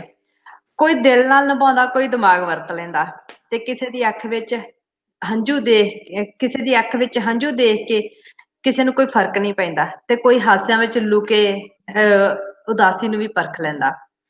ਤੇ ਪਰਿਵਾਰ ਸਿਰਫ ਖੂਨ ਦੇ ਸੰਬੰਧਾਂ ਨਾਲ ਨਹੀਂ ਹੁੰਦੇ ਪ੍ਰੀਤ, ਕਿ ਜਿਨ੍ਹਾਂ ਨਾਲ ਆਪਣਾ ਖੂਨ ਦਾ ਰਿਸ਼ਤਾ ਆਪਣਾ ਉਹੀ ਪਰਿਵਾਰ ਆ। ਕਈ ਵਾਰ ਮੁਸ਼ਕਲ ਦੇ ਟਾਈਮ ਵਿੱਚ ਕੋਈ ਹੱਥ ਫੜ ਲੈਂਦਾ ਤਾਂ ਉਹ ਪਰਿਵਾਰ ਦੇ ਮੈਂਬਰਾਂ ਨਾਲੋਂ ਵੱਧ ਕੇ ਬਣ ਜਾਂਦਾ। ਤੇ 에ਅਰਪੋਰਟ ਤੋਂ ਮੈਨੂੰ ਯਾਦ ਆਇਆ ਪ੍ਰੀਤ ਜੀ, ਉਸ ਟਾਈਮ ਕਈ ਲੋਕ ਤਾਂ 에ਅਰਪੋਰਟ ਤੇ ਖੜੇ ਰਹਿ ਗਏ, ਤੇ ਖਾਣ ਲਈ ਰੋਟੀ ਨਹੀਂ, ਸਿਰ ਤੇ ਛੱਤ ਨਹੀਂ, ਤੇ ਕੋਈ ਰਿਸ਼ਤੇਦਾਰ ਦਾ ਪਤਾ ਨਹੀਂ, ਕੋਈ ਯਾਰ ਦੋਸਤ ਨਹੀਂ, ਤੇ ਪਤਾ ਨਹੀਂ ਕਿੱਧਰੋਂ ਆਏ ਆ ਤੇ ਕਿੱਧਰ ਨੂੰ ਜਾਣਾ। ਤਾਂ ਉਹਨਾਂ ਨੇ ਵੀ ਉਹ ਬਹੁਤ ਮਾੜਾ ਟਾਈਮ ਦੇਖਿਆ। ਤੇ ਇਸ ਕਰਕੇ ਅਗਰ ਤੁਹਾਨੂੰ ਕੋਈ ਲੈ ਆਇਆ 에ਅਰਪੋਰਟ ਤੋਂ ਘਰ ਤੱਕ ਲੈ ਆਇਆ, ਤਾਂ ਤੁਹਾਨੂੰ ਉਹ ਬੰਦੇ ਦੀ ਕਿਤੇ ਨਾ ਕਿਤੇ ਕਦਰ ਜ਼ਰੂਰ ਕਰਨੀ ਚਾਹੀਦੀ ਆ, ਕਿ ਜਿੱਥੋਂ ਤੱਕ ਕਰ ਸਕਦੇ ਹੀ ਕਰੇ। ਤੇ ਉਹਨਾਂ ਲੋਕਾਂ ਬਾਰੇ ਵੀ ਸੋਚੋ ਜਿਹੜੇ ਵਿਚਾਰੇ ਉੱਥੇ ਖੜੇ ਆ, ਤੇ ਉਹਨਾਂ ਨੇ ਪਤਾ ਨਹੀਂ ਉਹਨਾਂ ਦਾ ਰੱਬ ਹੀ ਰਾਖਾ ਸੀ ਉਸ ਟਾਈਮ। ਹਾਂਜੀ, ਤੇ ਰਮਨ ਕਈ ਵਾਰੀ ਕੀ ਹੁੰਦਾ ਕਿ ਈਗੋ ਜਾਂ ਨਾ ਸਮਝੀ ਕਰਕੇ ਵੀ ਬਹੁਤ ਸਾਰੇ ਰਿਸ਼ਤੇ ਖਰਾਬ ਹੋ ਜਾਂਦੇ। ਪਰ ਮੈਂ ਸਾਰਿਆਂ ਨੂੰ ਇਹੋ ਹੀ ਕਹੂੰਗੀ ਕਿ ਜੇ ਕਿਸੇ ਭੈਣ ਭਰਾ ਨੇ ਤੁਹਾਡਾ ਥੋੜਾ ਬਹੁਤ ਕੀਤਾ ਤੇ ਹਮੇਸ਼ਾ ਯਾਦ ਰੱਖੋ, ਥੈਂਕਫੁਲ ਰਹੋ। ਪਤਾ ਨਹੀਂ ਅਗਲੇ ਨੇ ਕਿੰਨਾ ਕੁ ਔਖੇ ਹੋ ਕੇ ਤੁਹਾਡਾ ਸਾਥ ਦਿੱਤਾ ਹੋਵੇ। ਪਰ ਇਸ ਦੇ ਉਲਟ ਕਈ ਲੋਕ ਇਹੋ ਜਿਹੇ ਵੀ ਹੁੰਦੇ, ਭਾਵੇਂ ਤੁਸੀਂ ਉਹਨਾਂ ਦਾ ਜੋ ਮਰਜ਼ੀ ਕਰ ਲਓ, ਰੱਬ ਵੀ ਬਣ ਜਾਓ, ਪਰ ਉਹ ਖੁਸ਼ ਨਹੀਂ ਹੋ ਸਕਦੇ। ਤੇ ਫਿਰ ਇਹੋ ਜਿਹੇ ਲੋਕਾਂ ਤੋਂ ਥੋੜਾ ਜਿਹਾ ਬਚਾ ਹੀ ਰੱਖੋ, ਥੋੜਾ ਪਾਸੇ ਹੋ ਜਾਓ। ਕਹਿੰਦੇ ਕੋਈ ਇਨਸਾਨ ਹਮੇਸ਼ਾ ਇੱਕੋ ਜਿਹਾ ਨਹੀਂ ਰਹਿੰਦਾ, ਵਕਤ, ਹਾਲਾਤ ਤੇ ਲੋਕ ਉਸਨੂੰ ਬਦਲਣ ਲਈ ਮਜਬੂਰ ਕਰ ਦਿੰਦੇ ਨੇ। ਤੇ ਰਿਸ਼ਤੇ ਵਿਖਾਵੇ ਦੇ ਰਹਿ ਗਏ ਅੱਜ ਕੱਲ ਪ੍ਰੀਤ ਜੀ। ਕਹਿੰਦੇ ਅੱਜ ਪਹਿਲਾਂ ਹੁੰਦਾ ਸੀਗਾ ਕਿ ਰਿਸ਼ਤੇ ਵਧੀਆ ਹੁੰਦੇ ਸੀਗੇ, ਸਾਰਾ ਵਧੀਆ ਬਣ ਕੇ ਸਾਰਿਆਂ ਨੇ ਇਕੱਠੇ ਬਹਿਣਾ। ਅਗਰ ਤੁਸੀਂ ਕੋਈ ਇੰਡੀਆ ਤੋਂ ਆਇਆ ਤਾਂ ਸਾਰਿਆਂ ਨੂੰ ਹੁੰਦਾ ਸੀਗਾ ਕਿ ਹਾਂ ਸਾਡਾ ਭੈਣ ਭਰਾ ਆਇਆ ਸੀ, ਉਹਨੂੰ ਆਪਣੇ ਕੋਲ ਰੱਖੀਏ। ਅੱਜ ਕੱਲ ਮੈਨੂੰ ਲੱਗਦਾ ਕੋਈ ਨਹੀਂ, ਲੋਕੀ ਇੰਡੀਆ ਤੇ ਜਵਾਬ ਦੇ ਦਿੰਦੇ ਆ। ਹਾਂਜੀ ਕੋਈ ਨਹੀਂ, ਲੈ ਆਵਾਂਗੇ, 2 ਦਿਨ ਰੱਖ ਲਾਂਗੇ, ਸਾਂਭ ਲਾਂਗੇ, ਉਸ ਤੋਂ ਬਾਅਦ ਭਾਈ ਆਪੋ ਆਪਣਾ ਦੇਖੋ। ਪਹਿਲਾਂ ਉਹੀ ਗੱਲ ਪ੍ਰੀਤ ਜੀ, ਅਸੀਂ ਕਿਹੜਾ ਘੱਟ ਧੱਕੇ ਖਾਦੇ ਆ। ਪਹਿਲਾਂ ਅਸੀਂ ਪੀਆਰ ਹੋਏ, ਉਹ ਜੇ ਸਾਡਾ ਕੋਈ ਇੰਡੀਆ ਤੋਂ ਆਇਆ ਰਿਸ਼ਤੇਦਾਰ ਪੀਆਰ ਹੋ ਗਿਆ, ਉਹਦਾ ਫੋਨ ਆਪਣੇ ਘਰੇ ਬਾਅਦ ਚ, ਸਾਡੇ ਘਰੇ ਪਹਿਲਾਂ ਕਿ ਅਸੀਂ ਪੀਆਰ ਹੋ ਗਏ, ਤੁਹਾਡੀ ਕੁੜੀ ਹੋਈ ਹੈ ਕਿ ਨਹੀਂ ਹੋਈ। ਤੇ ਇੰਡੀਆ ਵਾਲੇ ਦੇ ਫੋਨ ਸਾਨੂੰ, ਹਾਏ ਹਾਏ ਫਲਾਣੇ ਦਾ ਮੁੰਡਾ ਤਾਂ ਪੀਆਰ ਹੋ ਗਿਆ, ਤਾਂ ਘਰ ਲੈ ਲਿਆ, ਤੁਸੀਂ ਹਜੇ ਤੱਕ ਹੋਏ ਨਹੀਂ ਪੱਕੇ।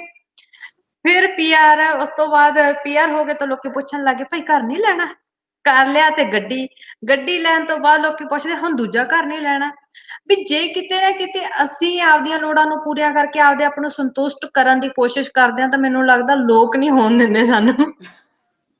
ਹਾਂਜੀ ਰਮਨ, ਆਪਣਾ ਗੱਲਾਂ ਦਾ ਸਿਲਸਿਲਾ ਇੰਜ ਹੀ ਜਾਰੀ ਰਹੂਗਾ। ਮੈਨੂੰ ਲੱਗਦਾ ਇੱਕ ਹੋਰ ਸਾਡੇ ਮਹਿਮਾਨ ਸਾਡੀ ਵੇਟ ਕਰ ਰਹੇ ਨੇ, ਜਗਤਾਰ ਜੀ, ਜਿਹੜੇ ਕਿ ਯੂਨੀਵਰਸਿਟੀ ਫੈਡਰੇਸ਼ਨ ਯੂਨੀਵਰਸਿਟੀ ਵਿੱਚ ਪ੍ਰੋਫੈਸਰ ਨੇ, ਤੇ ਆਓ ਆਪਾਂ ਉਹਨਾਂ ਨਾਲ ਗੱਲਬਾਤ ਕਰਦੇ ਹਾਂ।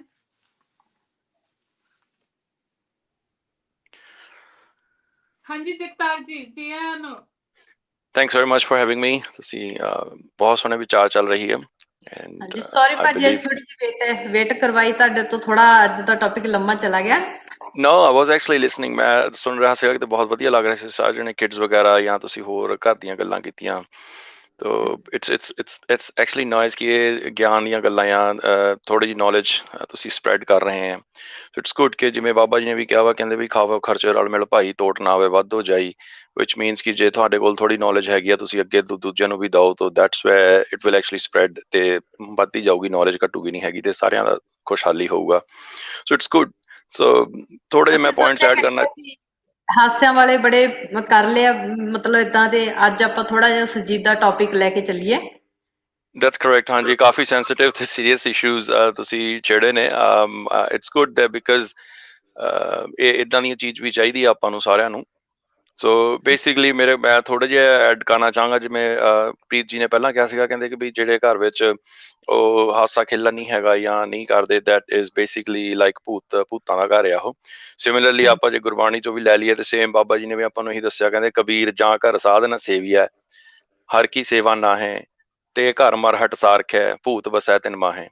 ਮਤਲਬ ਜਿੱਥੇ ਜਿਹੜੇ ਘਰ ਦੇ ਵਿੱਚ ਰੱਬ ਦੀ ਸਿਫਤੋ ਸਲਾਹ, ਰੱਬ ਦੀ ਸਿਫਤੋ ਸਲਾਹ ਦਾ ਮਤਲਬ ਸਾਧਨਾ ਸੇਵੀ ਹੈ, ਮਤਲਬ ਕਿ ਗੁਰੂ ਦੀ ਗੱਲ ਨਾ ਮੰਨਣੀ ਹੈ, ਗੁਰੂ ਦੇ ਅਨੁਸਾਰ ਨਾ ਚੱਲਣਾ। ਸੋ ਗੁਰੂ ਕੀ ਕਹਿੰਦੇ ਨੇ, ਗੁਰੂ ਜੀ ਆਪਾਂ ਨੂੰ ਕਹਿੰਦੇ ਆ ਕਿ ਬਈ ਪੰਜ ਮਨਾਏ, ਪੰਜ ਰਸਾਏ, ਪੰਜ ਵਸਾਏ, ਪੰਜ ਗਵਾਏ। ਜਿਵੇਂ ਕਿ ਹੁਣੀ ਰਮਨ ਜੀ ਨੇ ਵੀ ਕਿਹਾ ਕਿ ਬਈ ਆਪਾਂ ਲੋਕ ਬਦਲਦੇ ਜਾ ਰਹੇ ਨੇ ਜਾਂ ਕੀ ਆ, ਹੋ ਸਕਦਾ ਥੋੜ੍ਹੀ ਬਹੁਤੀ ਕਿਤੇ ਆ ਗਈ ਹੈ ਦਿੱਕਤ ਕਿ ਬਈ ਨੌਲੇਜ ਨਹੀਂ ਪਹੁੰਚ ਰਹੀ ਗੁਰੂ ਗ੍ਰੰਥ ਸਾਹਿਬ ਜੀ ਦੀ ਸਾਰਿਆਂ ਕੋਲ ਜਾਂ ਵਟਸਐਵਰ, ਜਦ ਕਿ ਬਾਬਾ ਜੀ ਨੇ ਸਾਰਾ ਕੁਛ ਆਪਾਂ ਨੂੰ ਪੂਰੇ ਫੈਮਿਲੀ ਰਿਲੇਸ਼ਨਸ਼ਿਪਸ ਕਿਵੇਂ ਰੱਖਣੀਆਂ, ਕਿਵੇਂ ਕਰਨੀਆਂ, ਪੂਰਾ A to Z ਉਹਨਾਂ ਨੇ ਸਮਝਾਇਆ ਵਾ। ਕਹਿੰਦੇ ਕਿ ਬਈ ਪੰਜ ਮਨਾਏ ਪੰਜ ਰਸਾਏ, ਦਾ ਕਹਿਣ ਦਾ ਭਾਵ ਕਿ ਬਈ 5 ਜਣਿਆਂ ਨੂੰ ਮਨਾ ਲਓ ਤੇ 5 ਨੂੰ ਰਸਾ ਲਓ।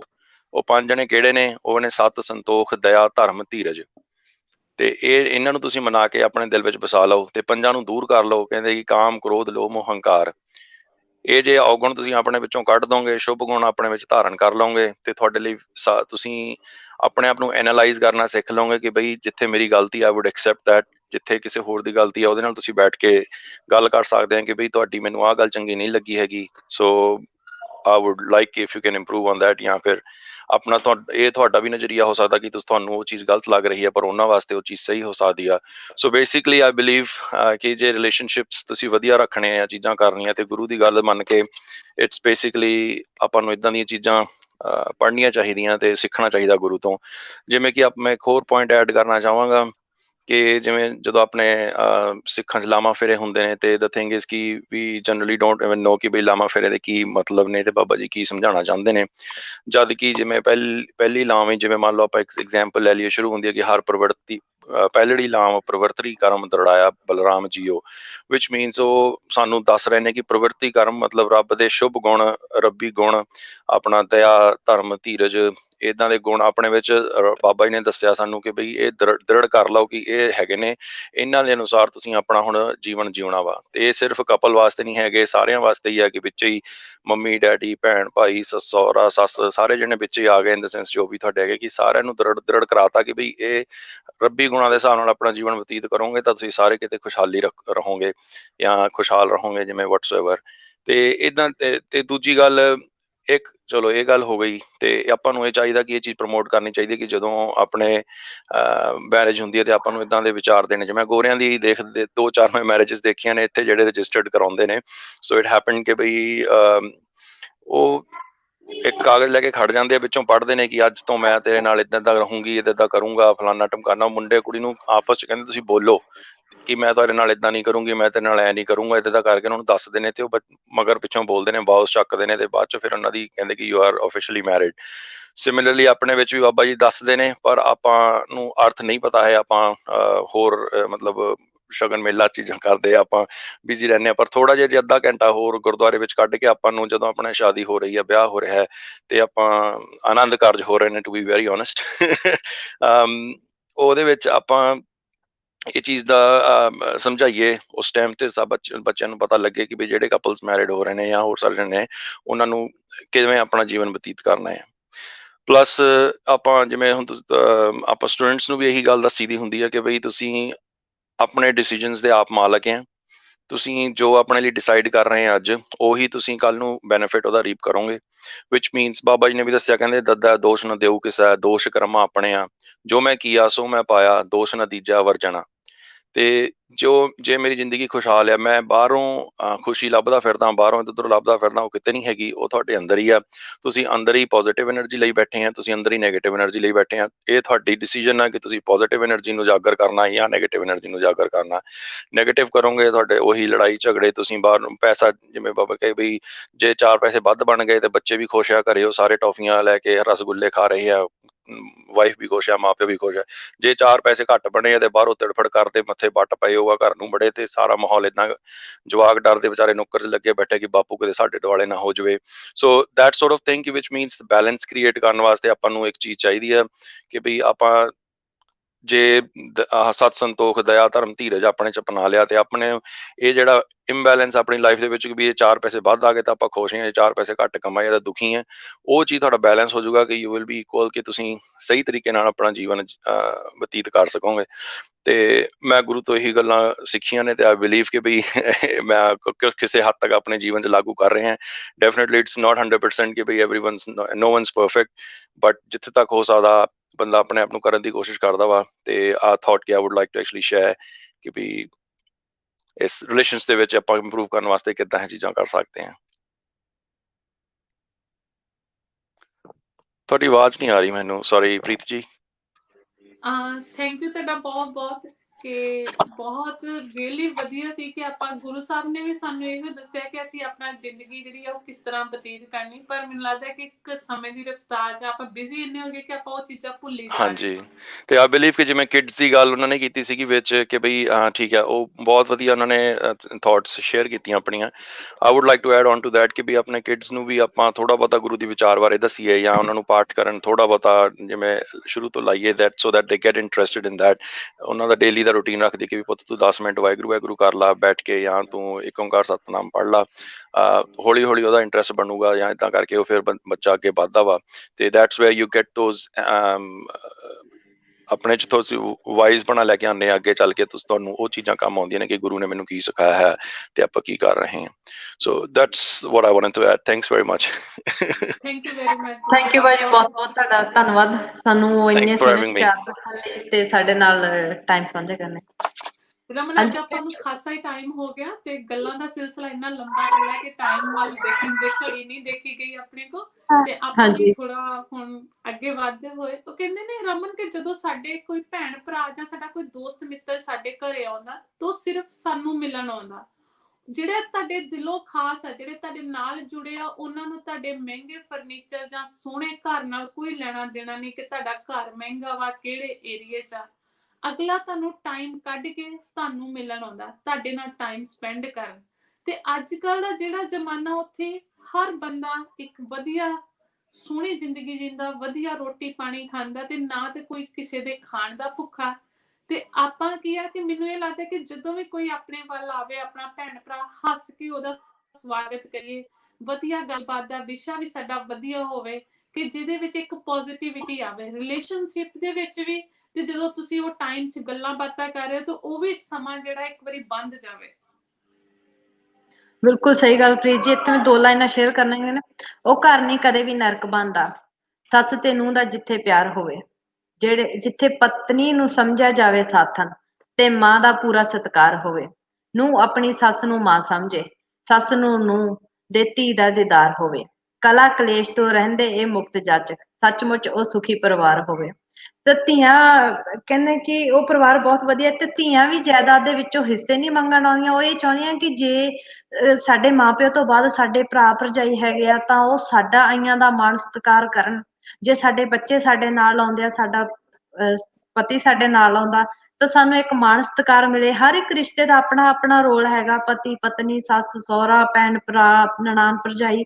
ਤਾਂ ਹਰ ਇੱਕ ਰਿਸ਼ਤੇ ਨੂੰ ਆਪੋ ਆਪਣੀ ਅਹਿਮੀਅਤ, ਉਹਦੀ ਬਣਦੀ ਜਿਹੜੀ ਅਹਿਮੀਅਤ ਹੈਗੀ ਉਹ ਦੇਣੀ ਚਾਹੀਦੀ ਆ।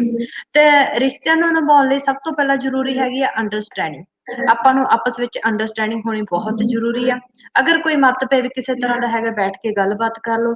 ਕਹਿੰਦੇ ਕਿ ਆਪਣੀ ਮਰਜ਼ੀ ਨਾਲ ਬੇਸ਼ੱਕ ਕਿਸੇ ਨੂੰ ਕਹਿ ਕੇ ਤੁਸੀਂ ਛੱਡ ਦਿਓ, ਆਪਣੀ ਮਰਜ਼ੀ ਨਾਲ, ਆਪਣੀ ਖੁਸ਼ੀ ਨਾਲ ਬੇਸ਼ੱਕ ਕਿਸੇ ਰਿਸ਼ਤੇ ਨੂੰ ਤੁਸੀਂ ਕਹਿ ਦਿਓ ਕਿ ਭਾਈ ਆਪਣੀ ਨਹੀਂ ਬਣਦੀ, ਆਪਾਂ ਨਹੀਂ ਨਿਭ ਸਕਦੇ ਜਾਂ ਆਪਾਂ ਨਹੀਂ ਅੱਗੇ ਚੱਲ ਸਕਦੇ, ਪਰ ਕਿਸੇ ਤੀਸਰੇ ਬੰਦੇ ਦੀਆਂ ਗੱਲਾਂ ਵਿੱਚ ਆ ਕੇ ਆਪਣੇ ਰਿਸ਼ਤੇ ਨਾ ਤੋੜੋ। ਹਾਂਜੀ ਬਿਲਕੁਲ। ਹਾਂਜੀ ਰਮਨ, ਮੈਂ ਤੇ ਇਹੋ ਕਹੂੰਗੀ ਜਿੱਥੇ ਨਹੀਂ ਬਣਦੀ ਬਸ ਉੱਥੇ ਹੈਲੋ ਹਾਏ ਤੱਕ ਰੱਖੋ। ਜਿੱਥੇ ਵੀ ਮਿਲੋ ਹੱਸਦੇ ਮਿਲੋ, ਇਹ ਨਾ ਹੋਵੇ ਕਿ ਅੱਖਾਂ ਛਪਾਉਣੀਆਂ ਪੈਣ। ਤੇ ਖਾਸ ਕਰਕੇ ਆਪਣੇ ਬੱਚਿਆਂ ਦੇ ਸਾਹਮਣੇ ਕਿਸੇ ਦੀ ਵੀ ਬੁਰਾਈ ਨਾ ਕਰੋ। ਤੁਸੀਂ ਭਾਵੇਂ ਕੱਲ ਨੂੰ ਫੇਰ ਮਿਲਣ ਲੱਗ ਪਓ, ਪਰ ਇੱਥੇ ਆਪਾਂ ਆਪਣੇ ਬੱਚੇ ਨੂੰ ਕਨਫਿਊਜ਼ ਕਰ ਰਹੇ ਹਾਂ ਕਿ ਘਰੇ ਤੇ ਉਸ ਬਾਰੇ ਕੋਈ ਬੈਡ ਗੱਲਾਂ ਕਰ ਰਹੇ ਸੀ ਤੇ ਬਾਹਰ ਤੇ ਬੜੇ ਖੁਸ਼ ਮਿਲ ਰਹੇ ਆ ਇੱਕ ਦੂਜੇ ਨੂੰ।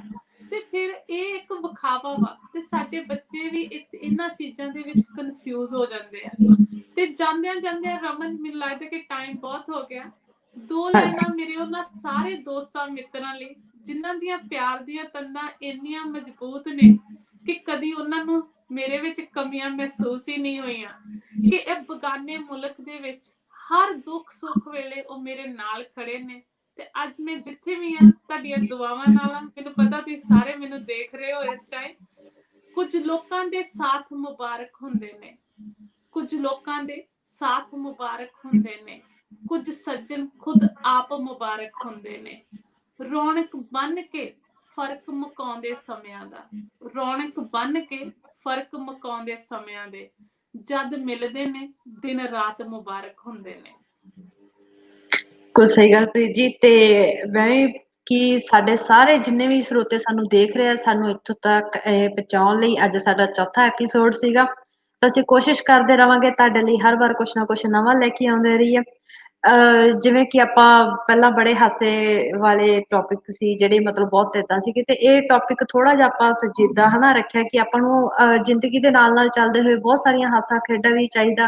ਤਾਂ ਆਪਣੇ ਰਿਸ਼ਤੇ, ਘਰ ਪਰਿਵਾਰ ਕਿਹੋ ਜਿਹਾ ਹੋਣਾ ਚਾਹੀਦਾ, ਸਾਰੀਆਂ ਗੱਲਾਂ ਆਪਣੀ ਜ਼ਿੰਦਗੀ ਦੇ ਵਿੱਚ ਆਪਣਾ ਇੱਕ ਅਹਿਮ ਹਿੱਸਾ ਰੱਖਦੀਆਂ। ਤਾਂ ਜਾਣ ਤੋਂ ਪਹਿਲਾਂ ਮੈਂ ਵੀ ਹਮੇਸ਼ਾ ਦੀ ਤਰ੍ਹਾਂ 2 ਲਾਈਨਾਂ ਸ਼ੇਅਰ ਕਰੂੰਗੀ।